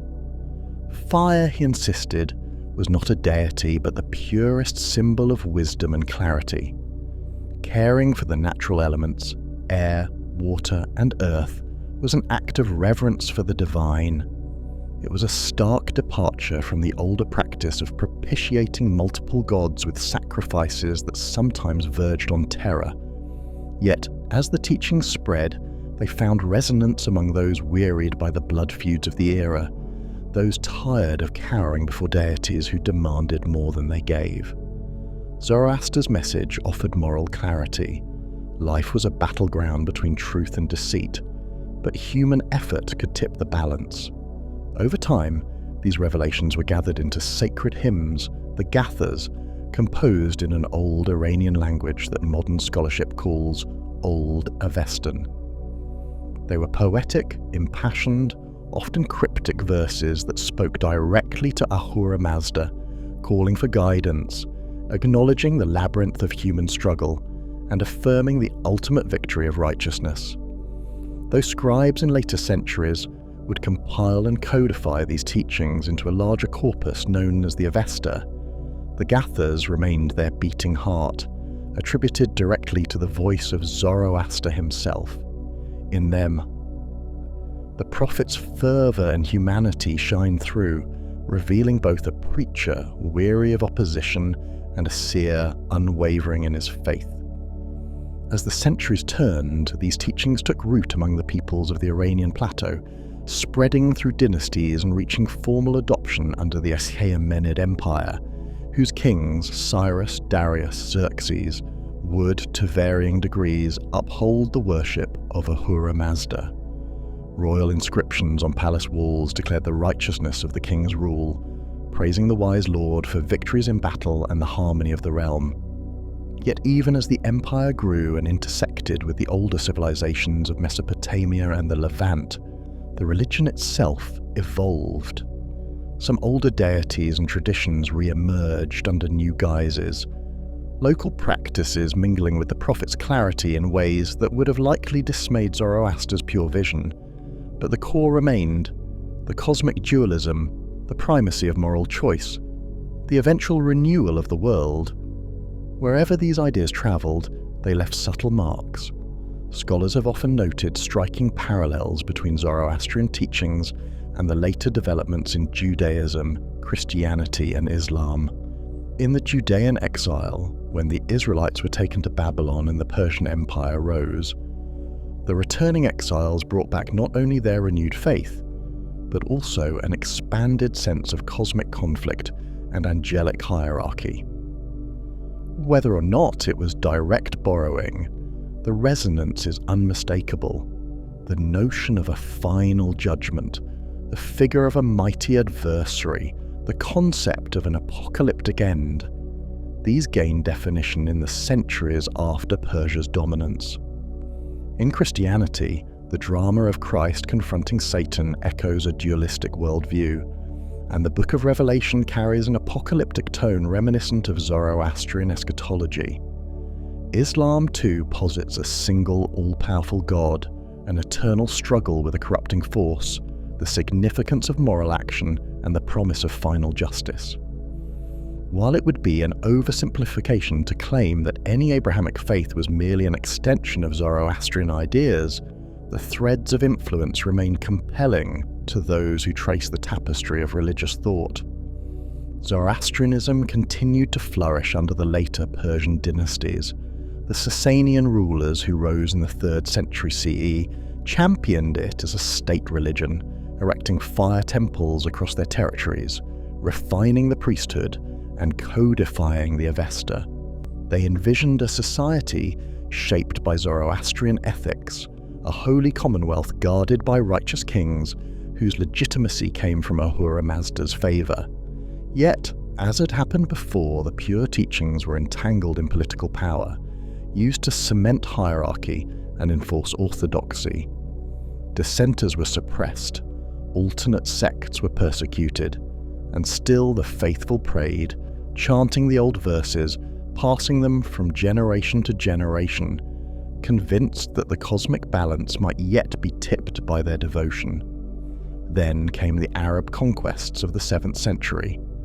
Islam spread rapidly across the lands of Persia, and many Zoroastrians, faced with new rulers and a new religious order, converted.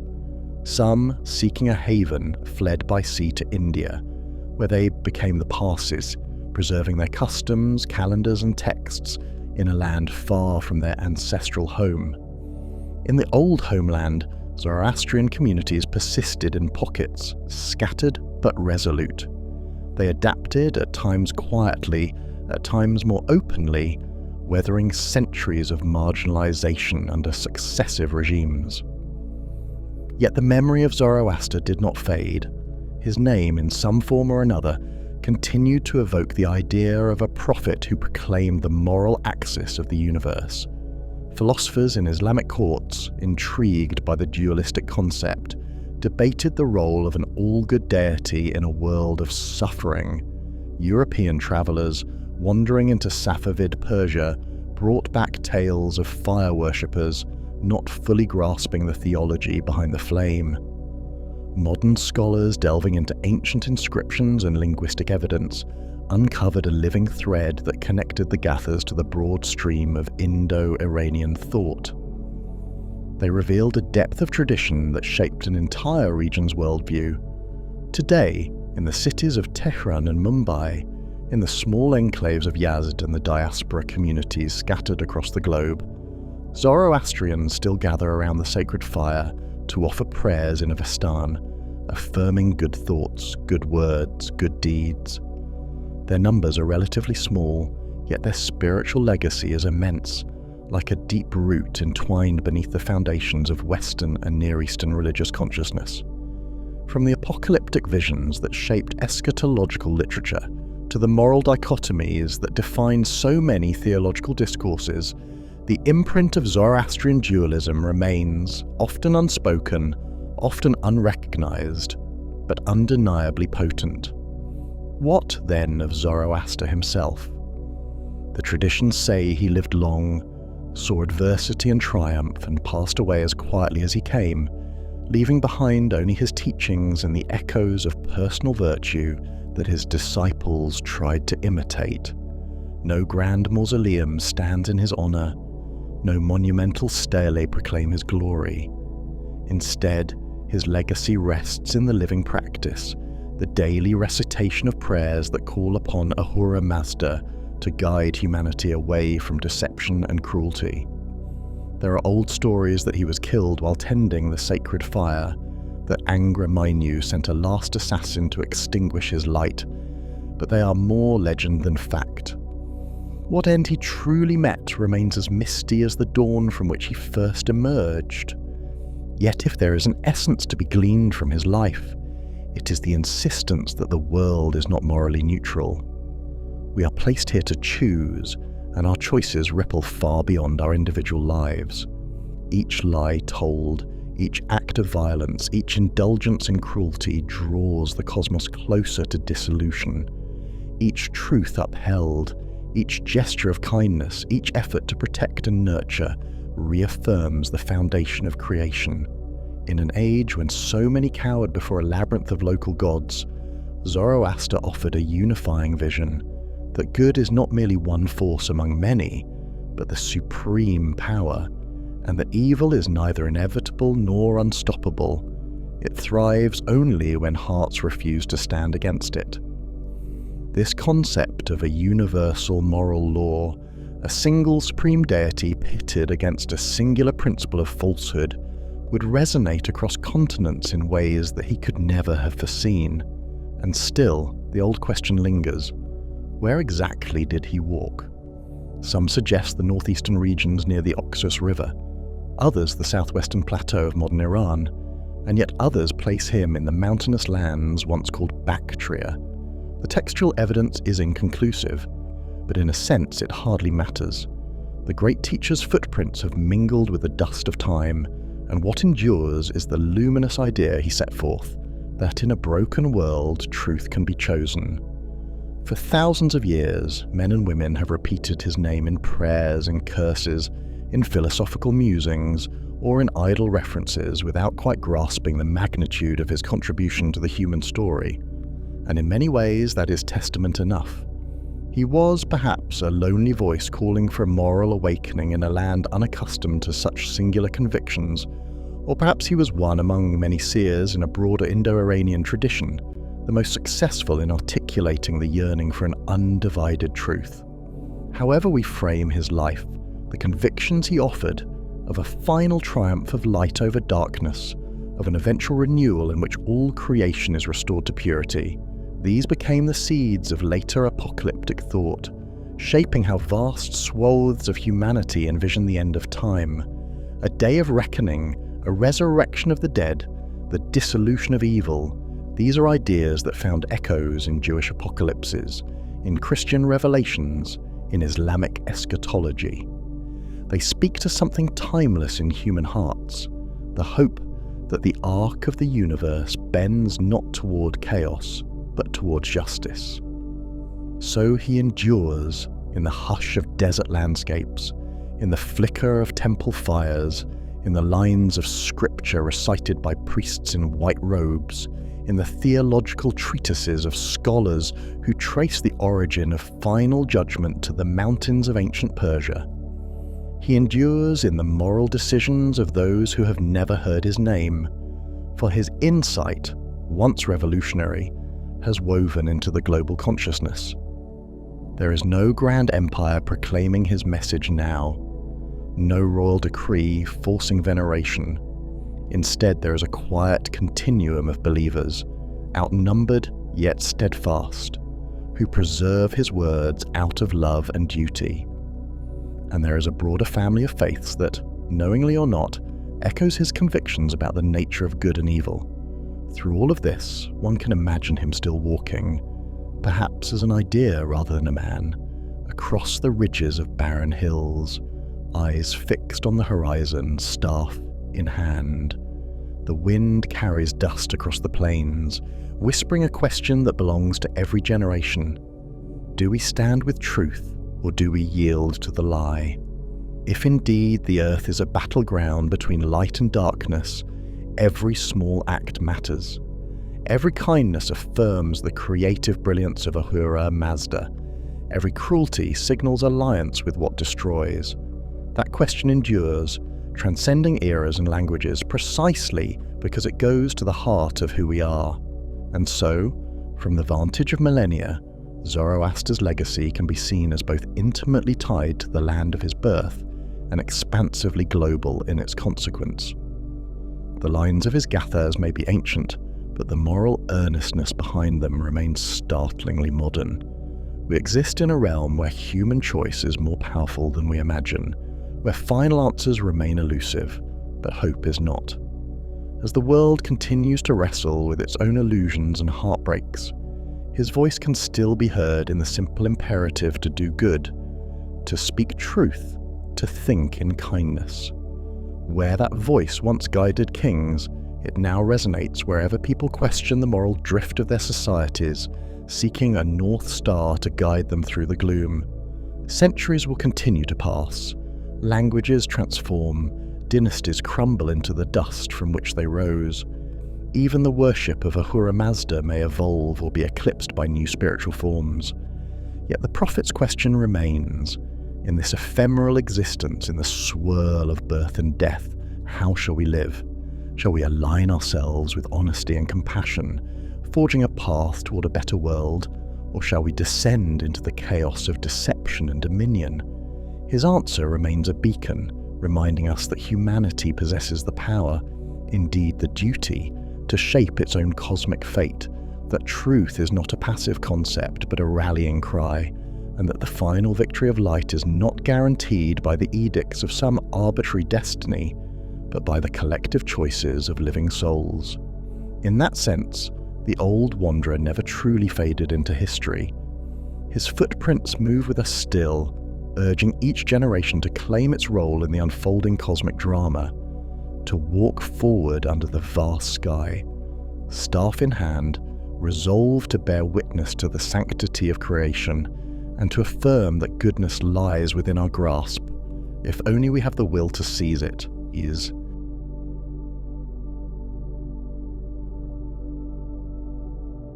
He stood on the rim of the desert at dawn, watching the sun climb above a horizon of shifting sands that seemed to stretch on forever.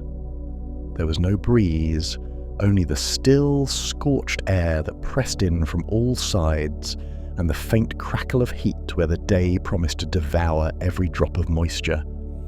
Beyond him, an army waited in disciplined silence, foot soldiers and cavalry, camp followers and royal attendants, uncertain of the lands they were poised to traverse, but certain of the man who led them. He was Alexander, son of Philip of Macedon, hailed now as a conqueror of unimaginable reach, yet at that moment only a young king on the threshold of a great emptiness, gazing into the shifting dunes of the Egyptian desert with something akin to awe. They said an oracle waited far beyond those dunes, an oracle that spoke with the voice of a god older than empires, and he intended to hear that voice for himself. He knew well how formidable the desert could be. The wind might rise without warning, whipping the sands into devouring storms that scoured flesh from bone. Water could vanish in a day, leaving men delirious under the blazing sun. The desert was an ocean of dust, trackless and uncharted, where a single misstep could bury ambition beneath ancient dunes. Advisors warned against this expedition, urging him instead to focus on consolidating his hold over newly claimed territories. But Alexander was never one to spurn the allure of destiny. If the priests at the Temple of Ammon indeed possessed secrets of divinity, if they could offer him direct communion with the gods, then no risk would be too great. They set out at first light, columns of men and beasts trudging across a barren expanse that offered no mercy. Camels groaned under the weight of supplies. Horses snorted clouds of dust and soldiers marched with hollow expressions of resolve, for they followed a leader they believed touched by fortune. In the distance, the sun baked the sand into a mirage of shifting illusions, and the horizon itself seemed to tremble in the heat. Rumours whispered that the desert might swallow them entire, just as it had devoured entire armies in ages past. Some among his troops recalled stories of the great King Cambyses of Persia, whose forces had vanished in a sandstorm, leaving not even bones behind. But Alexander showed no hesitation. He had faith in the stories he had heard, in the hidden wells and oases that dotted the wastes like blessings from the gods. He believed too in his own star, which had guided him unfalteringly through battles from the Hellespont to the Nile. Every dawn he rose ahead of the rest, standing alone on a dune to survey the land. He did not speak, he listened, to the faint hiss of shifting sands, to the muffled footsteps of men stirring in camp, to the distant cry of hawks circling overhead. The desert had a language of its own, and Alexander wished to understand it, to make it part of his legend. Each day the columns advanced, guided by local trackers, Libyans, Egyptians, nomads from the fringes, men whose skin was hardened by sun, whose eyes scanned the dunes for subtle contours that promised hidden wells or safe passage. At times they found narrow wadis where a few twisted palms offered sparse shade and the taste of brackish water felt like salvation. The men would set aside arms, kneel, and drink greedily, offering thanks to gods or fates that had not abandoned them. And yet, the desert's trials were relentless. The wind rose in the afternoons, a scorching blast that made every breath a labour. Men grew faint from heat, supplies of water evaporated quickly, and rationing grew severe. Lips cracked, throats burned, eyes stung. Some men collapsed. Those who survived crawled on hands and knees until their comrades lifted them to their feet again. A day came when the wind brought sandstorms swirling across the plains. Great walls of dust loomed high and moved with terrifying speed. Soldiers screamed in panic, pressing cloth to their faces, stumbling blindly. Tents ripped free of their stakes and tumbled away into the swirling gloom. The whole world turned red-brown, roaring and formless, as if the desert itself had awakened to challenge their audacity. In that moment, Alexander commanded them to form a tight cluster, crouching together with shields raised to ward off the blasting sands. Hours passed in choking fury.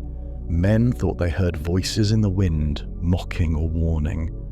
When the storm settled, half the camp was gone, buried or blown away. The men stood, faces caked in grit, bodies trembling in near despair. Yet Alexander refused to succumb. He ordered immediate search parties. Bodies were dug from the sands, and survivors stumbling through the dunes were rescued. It was said afterward that he personally carried water to men who could not stand, that he forced water past their parched lips until they stirred with renewed life. He lost more men in that storm than in some battles, and the desert showed no remorse. Still, they pushed on, clinging to the slender promise that the oasis of Siwa awaited beyond that horizon of torment. The local trackers whispered that the place was guarded by an ancient deity known to the Egyptians as Ammon, to the Greeks as Ammon. They said oracles there had spoken to pharaohs in centuries past, that the temple of this ram-headed god stood amid palm trees and cool springs, a paradise in the midst of barrenness. The priests, holy men who seldom left the sacred precinct, guarded secrets that might crown a man with divine sanction. Alexander yearned for more than a simple blessing. He hoped to unravel the question that had haunted him since boyhood. Was he truly the son of a god, as whispers already suggested, or merely a mortal touched by extraordinary fortune? Stories trailed him. Some told that his mother, Olympias, had lain with Zeus in serpent form, conceiving a child destined for greatness. Others said Alexander's lineage was purely human, fathered by Philip, shaped by the ambitions of kings. The lines between myth and history blurred, fueled by rumour and the fervour of a conquering hero's mystique. Alexander himself sometimes embraced these rumours, sometimes pushed them aside, uncertain perhaps of his own truth. Here, in the land of ancient gods and forgotten mysteries, he would seek clarity from an oracle rumoured to speak for the divine. If they pronounced him a son of a god, the ramifications would be immense, not just for himself, but for every realm he sought to conquer. At last, cresting a final ridge late one afternoon, they glimpsed the shimmer of green against the endless brown. Palms swayed around a cluster of springs, and the setting sun gilded the tops of slender trees. Relief and awe coursed through the weary army as they trudged into the oasis foot by foot, their bodies caked in dust, their spirits battered yet unbroken. Water was abundant here, cool and sweet, and the men drank until their chests felt near to bursting. Some collapsed by the water's edge in gratitude, washing away the memory of the scorching sands. Alexander, though equally exhausted, remained alert. He sensed an energy in the air, a hum of the unknown, as if the desert itself stood guard over something far older than mortal comprehension. In the heart of Siwa lay the temple. High walls built of sun-baked brick formed an inner sanctuary, where incense burned in quiet alcoves and priests dressed in white linen moved with solemn grace. Alexander approached the gates, accompanied by a few close companions and translators. The priests received him in respectful silence. Their eyes flicked over his battered armour, his regal bearing, and the aura of command that clung to him like a second skin. They saw in him not just a Macedonian king, but one anointed by victories stretching across the known world. Already, word of his deeds had spread. The taker of Tyre, the subjugator of Egypt, the new pharaoh recognized by Egyptian priesthood in Memphis. Was he yet another conqueror, or was he more? They led him through corridors lit by flickering torches deep into a sanctuary thick with scented smoke. Hieroglyphs covered the walls, telling tales of gods older than memory, whose breath shaped the desert winds and whose tears formed the waters of the Nile. Statues of Ammon loomed in shadowy corners, each adorned with the curved horns of a ram, a sign of generative power, of authority over fertile lands. Alexander noted how seamlessly his Greek heritage merged with Egyptian tradition here. The Greeks often identified Ammon with Zeus, father of gods and men. Perhaps, in this temple, he would find the living intersection of these two great pantheons. At length they arrived before the holiest chamber. Only the priests and Alexander would enter. The door was pulled shut behind them, leaving his attendants outside in anxious anticipation. Inside, the air felt dense, laced with incense that prickled his nose. A single veiled lamp cast a glow over intricately carved pillars. The head priest stood waiting, features obscured by the half-light. Alexander could see little of the man's face, only the reflection of fire on eyes that regarded him with unreadable calm. The hush seemed absolute, broken only by Alexander's own heartbeat. In that hush the oracle spoke. No scribe recorded the words, no witness overheard. Much later, Alexander himself would offer only enigmatic hints about that conversation. Some said the priest saluted him as son of Zeus, granting the explicit endorsement of divinity. Others believed the priest confirmed only that his father was a deity without naming the figure. Still others insisted that Alexander asked if he would conquer the entire world, and the oracle assured him he would. In truth, only the walls of that chamber know precisely what passed between them, and they have never spoken of it since. He emerged sometime later, expression set, eyes shining with an intensity that none had seen before. If he had carried any lingering doubt about his own nature, about the righteousness of his conquests, it appeared to fade in that moment. Outside, the men watched him, uncertain whether to ask questions. He offered them only a faint smile, then beckoned them back to the camp. It was done, whatever it was, and the desert night was already drawing around them like a cloak. Word spread swiftly through the ranks that the oracle had named him the son of a god. Soldiers whispered it among themselves, weaving it into the tapestry of stories that already surrounded their king. Some accepted it wholeheartedly. They had, after all, marched beside him through impossible victories. If any mortal man could lay claim to divine parentage, it might be Alexander. Others expressed quiet skepticism, yet loyalty to him transcended doubt. They had followed him this far. Why should they not follow him to the edges of the world? The next weeks in Siwa passed in a dreamlike calm. The men rested and recovered from their ordeal in the desert.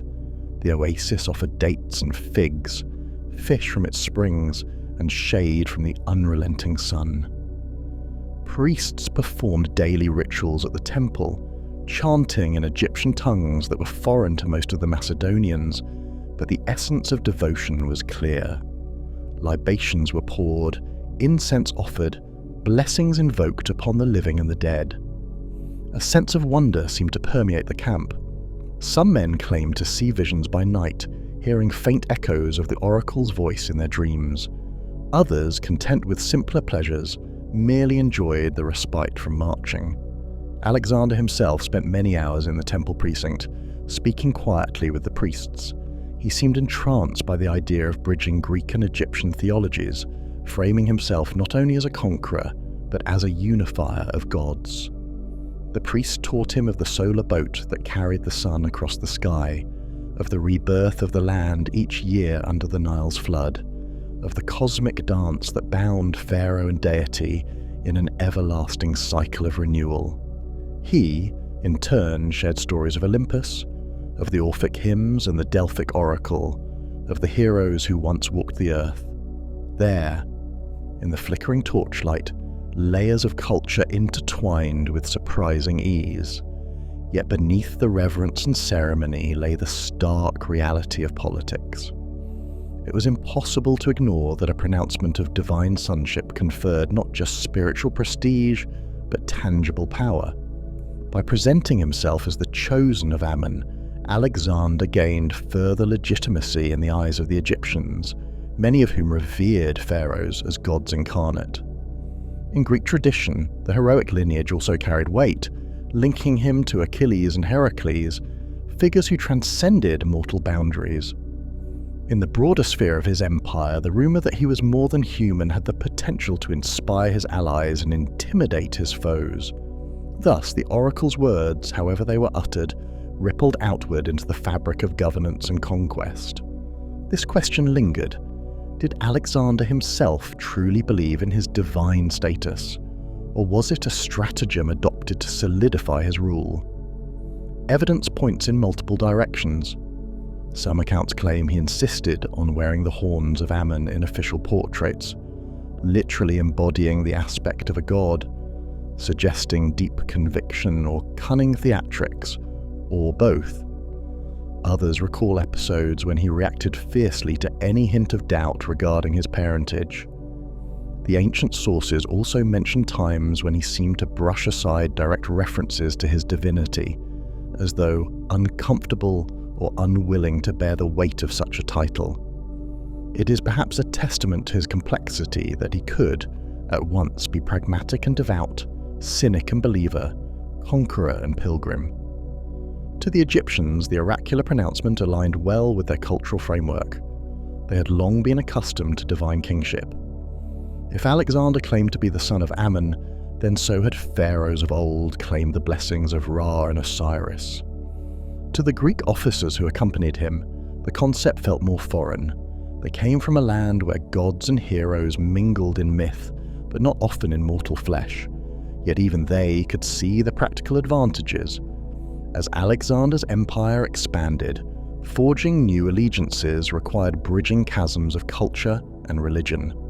The Siwa oracle offered a unifying narrative, a man who was at once Greek and Egyptian, mortal and divine, king and myth. After the respite at Siwa, Alexander led his men onward, returning across the desert with greater confidence, guided by better familiarity with water sources and the shifting sands. This time, fortune seemed kinder. They skirted storms, discovered hidden wells, and kept losses minimal. Perhaps the desert itself recognized him now, acknowledging the change wrought by the oracle's words.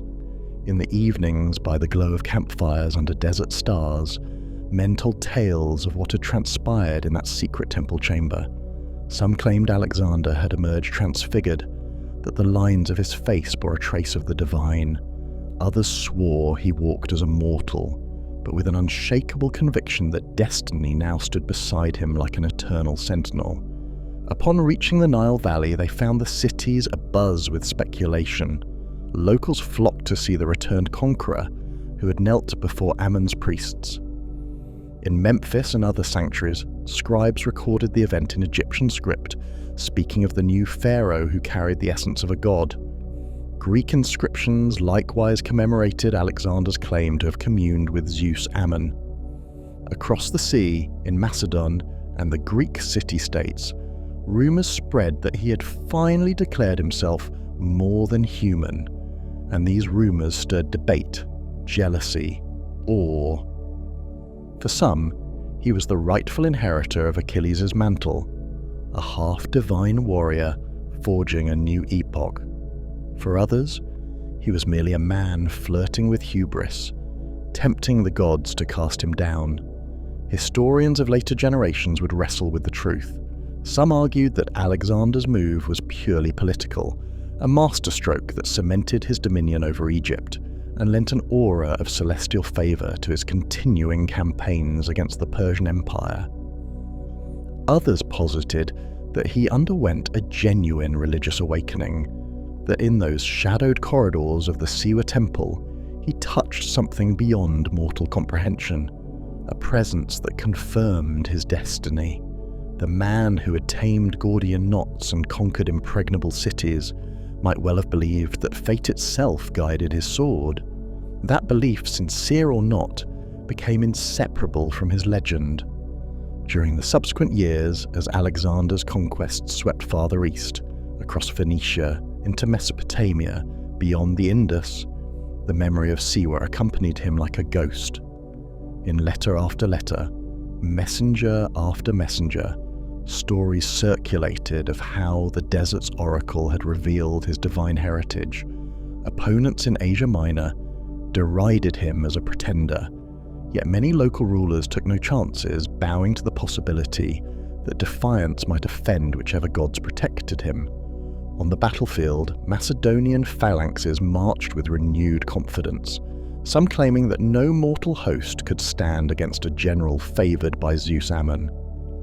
Alexander himself seemed to weave the notion of his divinity into his dealings with local peoples, adopting cultural practices that befitted a divine monarch. Proskynesis, ceremonial kneeling, elaborate court rituals that straddled Greek and Persian traditions. It was, at times, jarring for his long-serving Macedonian companions who remembered the simpler days when he was just the spirited prince who loved Homeric poetry and tested his spear-throwing skills against them. Yet power transforms all it touches, and the oracular pronouncement, real or perceived, became a catalyst for the metamorphosis of Alexander from king to legend. He died young in Babylon, not a decade after visiting Siwa, leaving an empire that sprawled from Greece to the fringes of India. His sudden departure from life unleashed chaos as generals scrambled to carve up territories, proclaiming themselves rulers of shards of a shattered empire. In the swirl of successor wars and dynastic intrigue, stories of Alexander's divinity only magnified. Some insisted that in his final hours he revealed the gods had called him home. Others said he cursed the illusions of oracles, lamenting that destiny once embraced was as much a burden as a blessing. His body was eventually placed in a golden sarcophagus, rumoured to exude an otherworldly aura, and for a time housed in Alexandria, a city he had founded, a city that bore his name, a city that would become a crossroads of culture and knowledge unmatched in the ancient world. As centuries passed, historians debated the Oracle of Ammon with scholarly rigour. They pored over cryptic references by ancient authors, piecing together the likely chain of events and quoting the scattered testimonies of Alexander's companions. Some describe the trek across the desert as a near mythic feat, crediting supernatural interventions for the success of the journey. Others pointed out the practical experience of local guides and the adaptability of Alexander's men. So too did the question of authenticity loom over the pronouncement of divinity. Did the priests truly recognize him as the son of Zeus Ammon, or did they simply speak what this foreign king wished to hear? Did Alexander coerce them, bribe them, or genuinely receive an oracular sign? The truth, entombed in an ancient sanctuary and in the hush of the desert winds, defies definitive conclusion. Modern research adds nuance to the debate, examining the temple remains at Siwa, the inscriptions in Greek and Egyptian that reference Alexander's visit, the broader context of Egyptian religion, and how foreign rulers integrated themselves into it. Scholars trace parallels with Persian rulers who had claimed legitimacy through local beliefs, concluding that Alexander's performance at Siwa was part of a larger pattern of syncretic kingship. Yet, for all the rational explanations, something mysterious abides. Perhaps it is the desert's enigma, or the intangible resonance of a place where men still gather each day to draw water from springs that have nourished life since before memory. Even now, visitors to the remote Siwa oasis arrive with curiosity, wandering through palm groves and salt lakes, climbing the worn remnants of ancient fortifications and peering into the old temple sites. Local guides point to a particular ruin, believed by some to mark the location of the ancient oracle. They recount legends passed down through generations, stories that blend seamlessly with fact until the two become inseparable. The desert remains, as always, silent about the secrets it witnessed. Thus, the Oracle of Ammon endures in history's tapestry, both as a tangible moment, Alexander crossing the sands to be proclaimed a god, and as a profound symbol for the tenuous boundary between mortal ambition and divine sanction. It reminds us that power and belief often walk hand in hand, that a single pronouncement in a distant sanctuary can ripple across continents and centuries. It underscores how the quest for validation, for meaning, can drive even the mightiest figures to the ends of the earth. And it suggests that in the interplay of politics and religion, mortals can become gods, or at least adopt the mantle of divinity, shaping the course of empires with a single whispered sentence in the stillness of a temple. In that whisper, Alexander found either the grandest confirmation or the most exquisite deceit. Perhaps he believed wholeheartedly that Zeus Ammon was his father, that destiny was his to command.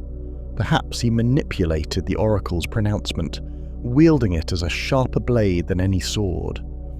Or perhaps, as many myths do, the truth lies somewhere in the shadows, where sincerity and ambition intertwine. What is certain is that the man who walked away from Siwa saw himself forever changed, a king resolved to conquer, as if fate itself demanded it. And so he continued, forging ahead, bridging the rivers and toppling walls, until the body that housed such boundless will could journey no further. Generations that followed would shape him into legend. Alexander the Great, the unstoppable force, the divine hero whose unblinking gaze aimed for the ends of the earth. In that legend, Siwa stands as a pivot, the place where mortal enterprise touched the eternal, where a king became, or believed he became, something more than human. Now, when the desert wind blows over the crumbled stones of that ancient temple, perhaps it stirs faint echoes of the priest's pronouncement. Perhaps the dust carries a quiet question, drifting across the palms and out into the trackless dunes. Does a man become a god by the will of the heavens, or by the belief of those who follow him? And in that question lingers the final secret of Alexander's journey, hidden in the ancient hush of the desert and the unspoken wisdom of the oracle that once conferred upon him, a whisper of immortality.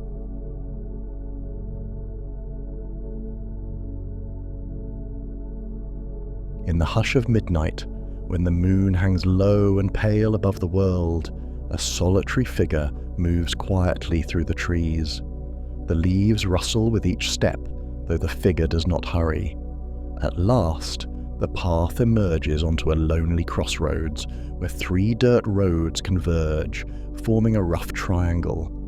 In the dim moonlight, shapes appear only as silhouettes: a leaning post sign, a half-broken milestone, and the faint outlines of distant hills. The night air is cool, and the breeze carries the faint perfume of wild herbs and distant fires. It feels as though the land itself waits in breathless anticipation. At the centre of this crossroads stands a small stone altar, worn smooth by time. The figure approaches, cloak rustling, face hooded to conceal identity.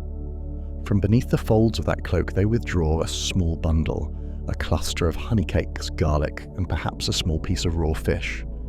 Silently, these offerings are placed on the altar. There is no priest or priestess present, no gathered congregation to witness, only the traveller, the moon, and the silent shapes of the roads. Yet, the traveller's hands tremble slightly, for to leave an offering to Hecate at a crossroads in the dead of night is to invite the goddess of moon and magic into one's life. Some come in devotion, seeking her favour. Others come in fear, hoping to appease her restless shades. Here, at the boundary of roads, worlds, and choices, Hecate is said to walk. The traveller kneels. The final steps of the offering are done in whispered prayers. Words from an old incantation slip through parted lips, half remembered from tales told by grandmother or gleaned from an ancient scrap of text found in a hidden library. The supplicant begs Hecate's mercy, or perhaps her assistance with a troublesome spirit, or the unveiling of some hidden knowledge. The prayer is personal, not part of a communal ritual. That is how Hecate's worship often lives, quiet, solitary, steeped in the hour between worlds. The hush of the crossroad under the moon is as much her temple as any lavish sanctuary of stone could ever be. When the traveller rises, the offering remains on the altar, a silent invitation to the goddess. The figure departs. If the ritual is done properly, it is said the goddess or her spectral hounds will come to claim the tribute, devouring it in spirit. The next passerby at dawn might find the altar empty, or the offering covered in insects. Yet for those who follow Hecate, that is a sign of acceptance. Over time, these lonely night acts weave together into a tapestry of devotion, forming the intangible cult of Hecate that has spanned centuries, crossing cultural boundaries, persisting beneath the official pantheons and civic festivals of Greek and Roman religion. It's easy to think of Hecate as a goddess of witches and graveyards, a menacing figure brandishing torches or keys, but her origin is older and more nuanced than such stereotypes suggest. The earliest references to Hecate in Greek poetry describe her as a protective, even benign force, an ally to Zeus, beloved by the Titans, and a guardian of thresholds. Hesiod's Theogony, one of the oldest surviving Greek texts, extols her powers as wide-ranging. She bestows favour upon huntsmen, warriors, herds, and fishers. She is not confined to the underworld or to necromancy. In some archaic traditions, she might even appear as a nurturer of youth, a goddess invoked for good harvests and safe childbirth. Yet as the centuries passed, the stories that wove themselves around Hecate brought her increasingly into shadow, a guide of souls along dark roads, a wielder of the nocturnal magic, a presence among the restless dead. Perhaps it was her triple nature that led worshippers to place statues of her at three-way crossroads.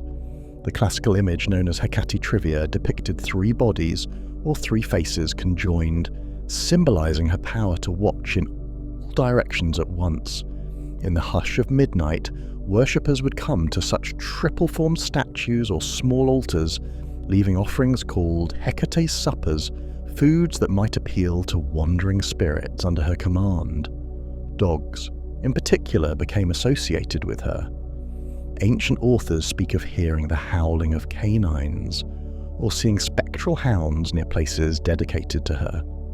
The dogs served as her heralds, or so it was believed, and at times an offering might include morsels intended specifically for these four-legged guardians. To contemporary eyes, such devotions might appear dark or superstitious, but for ancient practitioners, it was a matter of appeasing or honouring a potent goddess whose domain bridged mortal life and the unseen forces that lurk beyond mortal vision. Households in the Greek world often placed small shrines to Hecate at their doorways, calling upon her for protection from evil spirits or malevolent magic.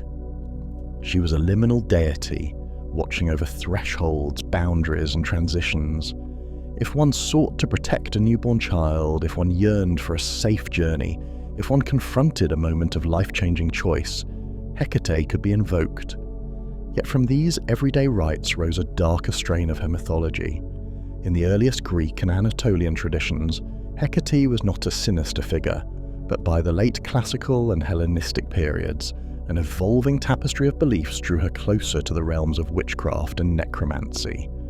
The epic of Jason and Medea recounts how the sorceress Medea, granddaughter of Helios, invoked Hecate's name while concocting potions of transformative power.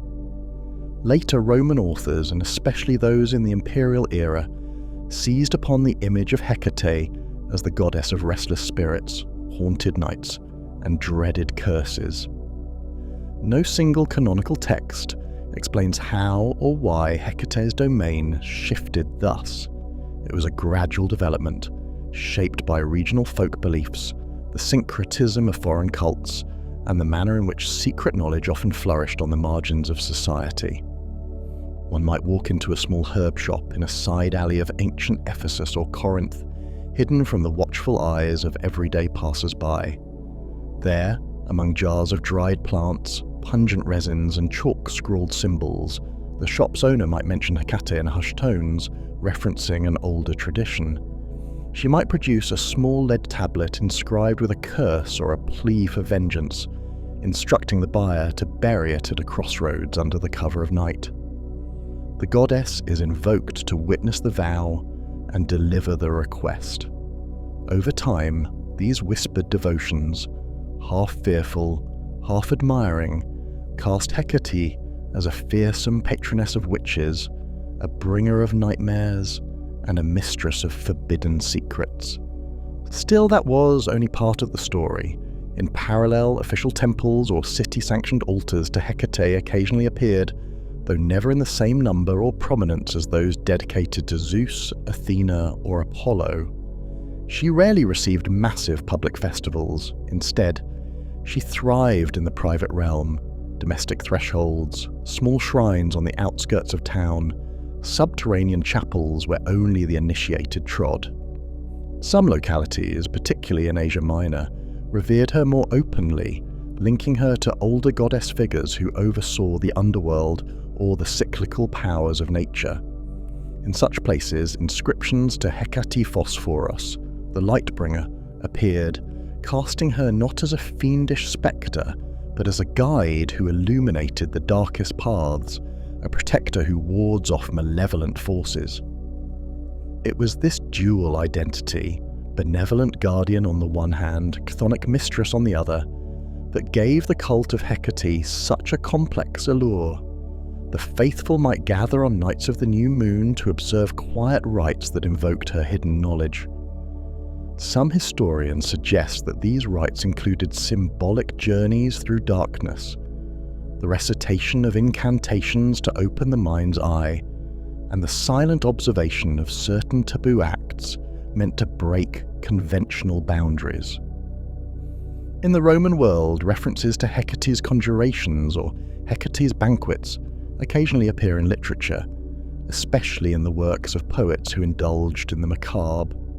Horace, for instance, composed verses describing witches calling upon Hecate under a moonless sky, stirring cauldrons filled with foul ingredients, commanding the shadows to obey them.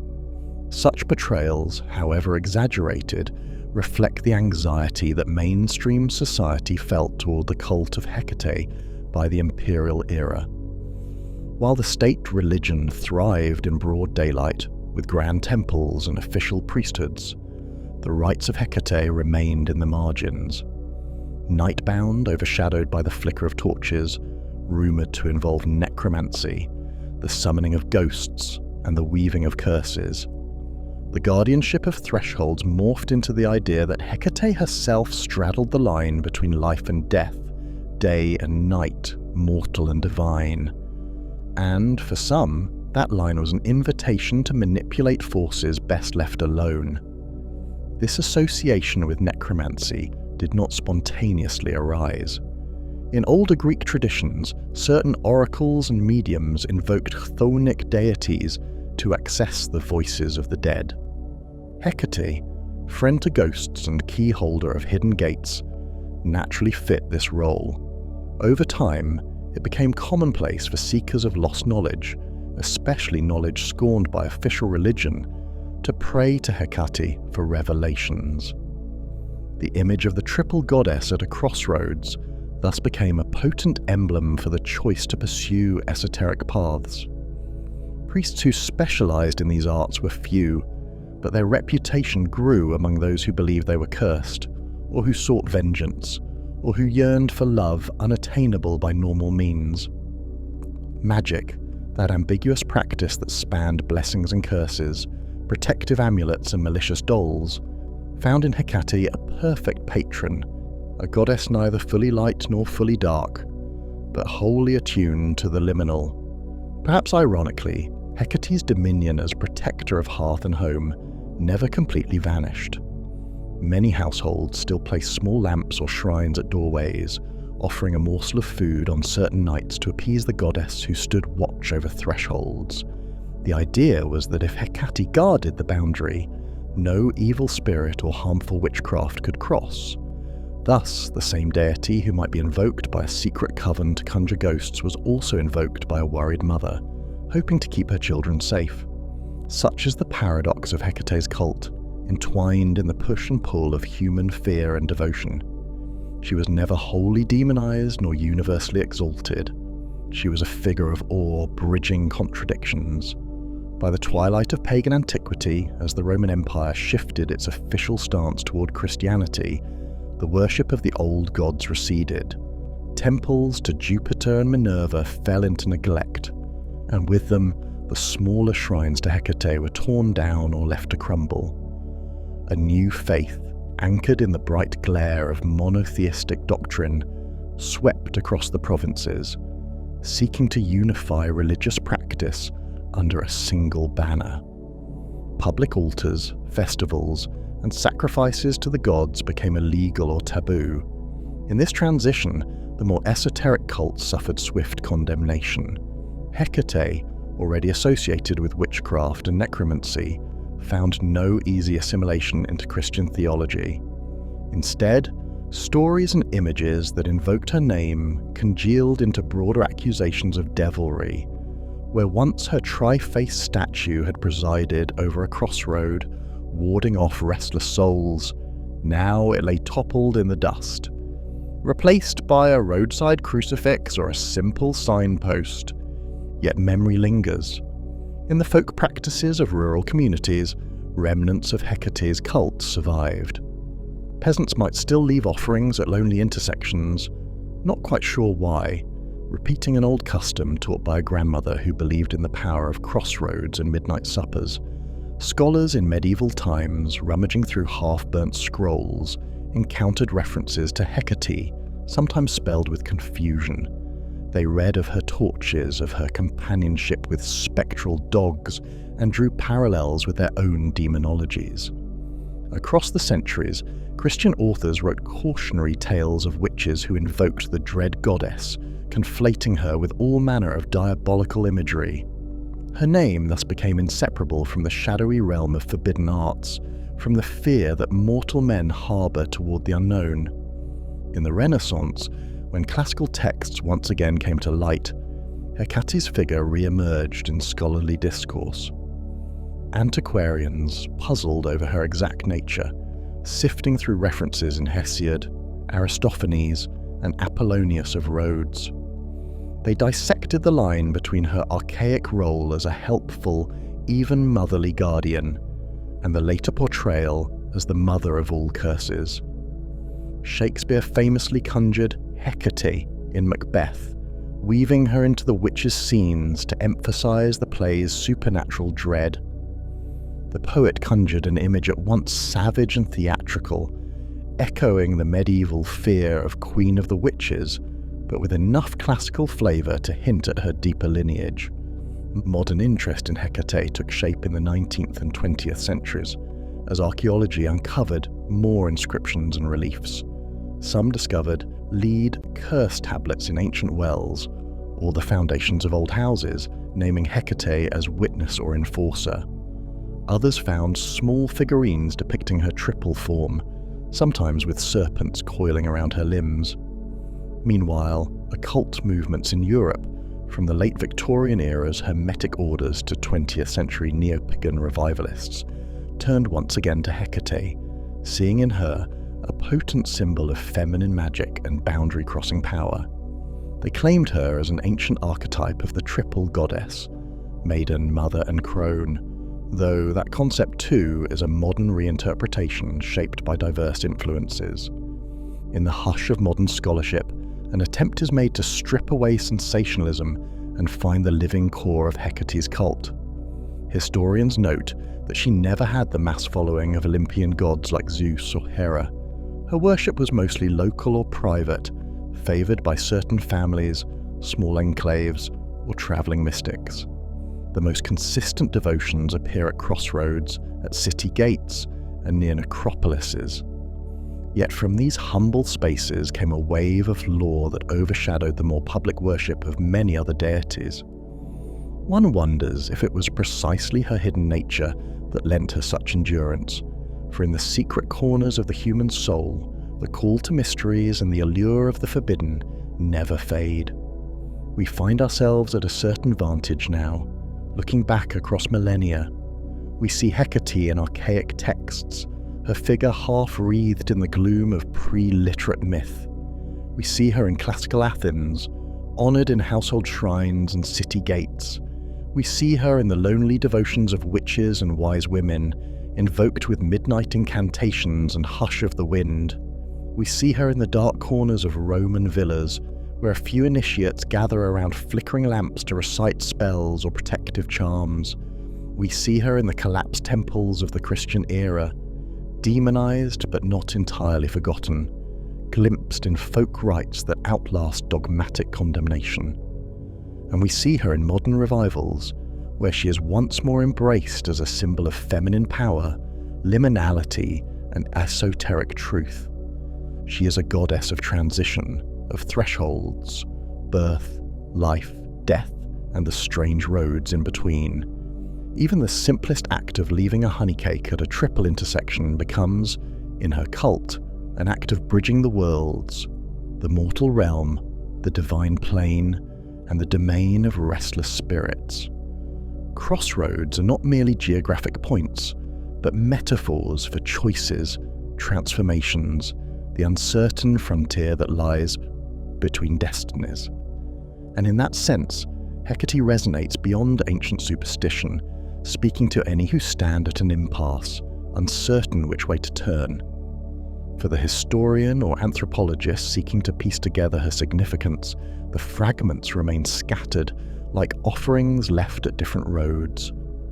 There is no single text or dogma, only inscriptions to Hecate Sotera, Hecate the Saviour, or to Hecate Chthoniya, Hecate of the underworld. There are Roman references to her as the caretaker of the doorways, Greek comedic lines that poke fun at the idea of feeding ghosts, and medieval grimoires that invoke her name with dread. Each piece is a shard of the mosaic, and the mosaic is incomplete. Yet, in that incompleteness lies the essence of her power. She is the goddess of the unknown, the keeper of that which is half seen.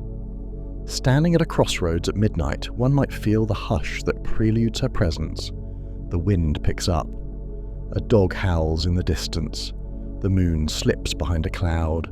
You recall the old prayers, the stories whispered by ancients, that she carries twin torches, one to illuminate the path ahead, the other to reveal the path behind, ensuring the traveller sees not only the immediate step, but the broader tapestry of fate.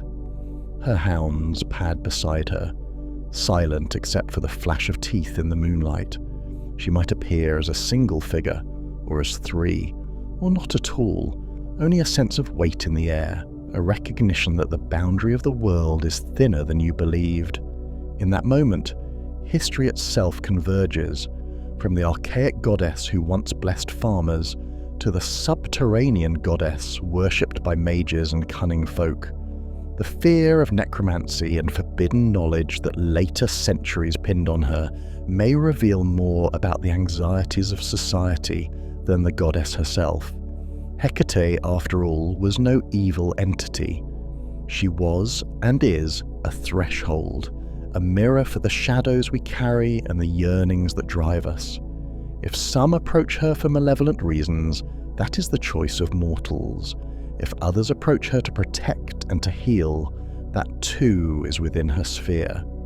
Ultimately, the story of Hecate is the story of how humans navigate the twilight spaces, those realms neither fully day nor fully night, neither wholly living nor wholly dead. In her worship, we see how an ancient civilization recognized that life is woven from mysteries beyond mortal ken, that in the hush of crossroads or the gloom of moonless nights, the veil grows thin. The goddess stands there, quiet and watchful, offering guidance if approached with respect, or terror if approached without caution. That the cult endured centuries testifies to how deeply these mysteries resonate with the human psyche. People turn to Hecate not for easy answers, but for a guiding torch along darkened paths, an affirmation that even in the blackness of unknowing, one can find threads of possibility. In the end, Hecate's temples have fallen, the public altars are gone, and the official priesthood dissolved into history's shadows. But the crossroads remain, as they always have. Where roads meet, decisions must be made and offerings might be placed by a solitary figure seeking help or absolution. In certain corners of modern spiritual practice, references to Hecate re-emerge, now shaped by contemporary viewpoints and esoteric frameworks. She retains her triple form, her aspect as guardian, her associations with dogs and moonlight, her presence invoked in quiet circles at night.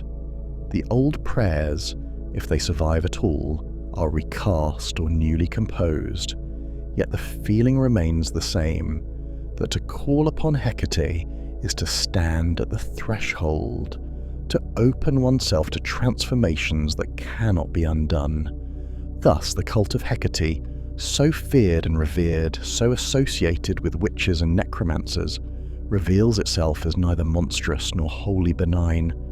It is a reflection of humanity's oldest drama, the dance with forces unseen, the hope that beyond mortal limitation lies a realm of hidden power or knowledge.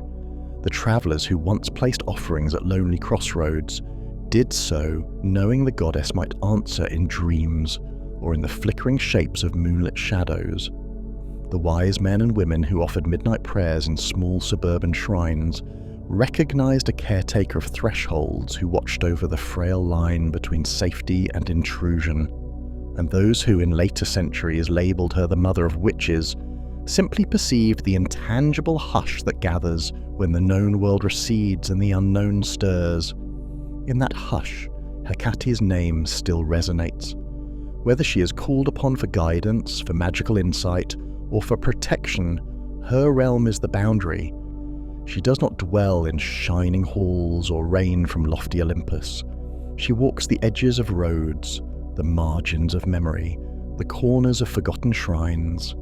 And so, in the lonely hour before dawn, if you find yourself standing at an ancient crossroads, the moon hidden by a swirl of clouds, and a dog's distant bark echoes through the night, remember her presence. Remember that the boundary is not a void, but a portal, that the threshold is not an end, but a beginning. And in that moment of recognition, you touch the heart of a cult that has outlasted empires, leaving only faint traces of footsteps and moonbeams across the centuries.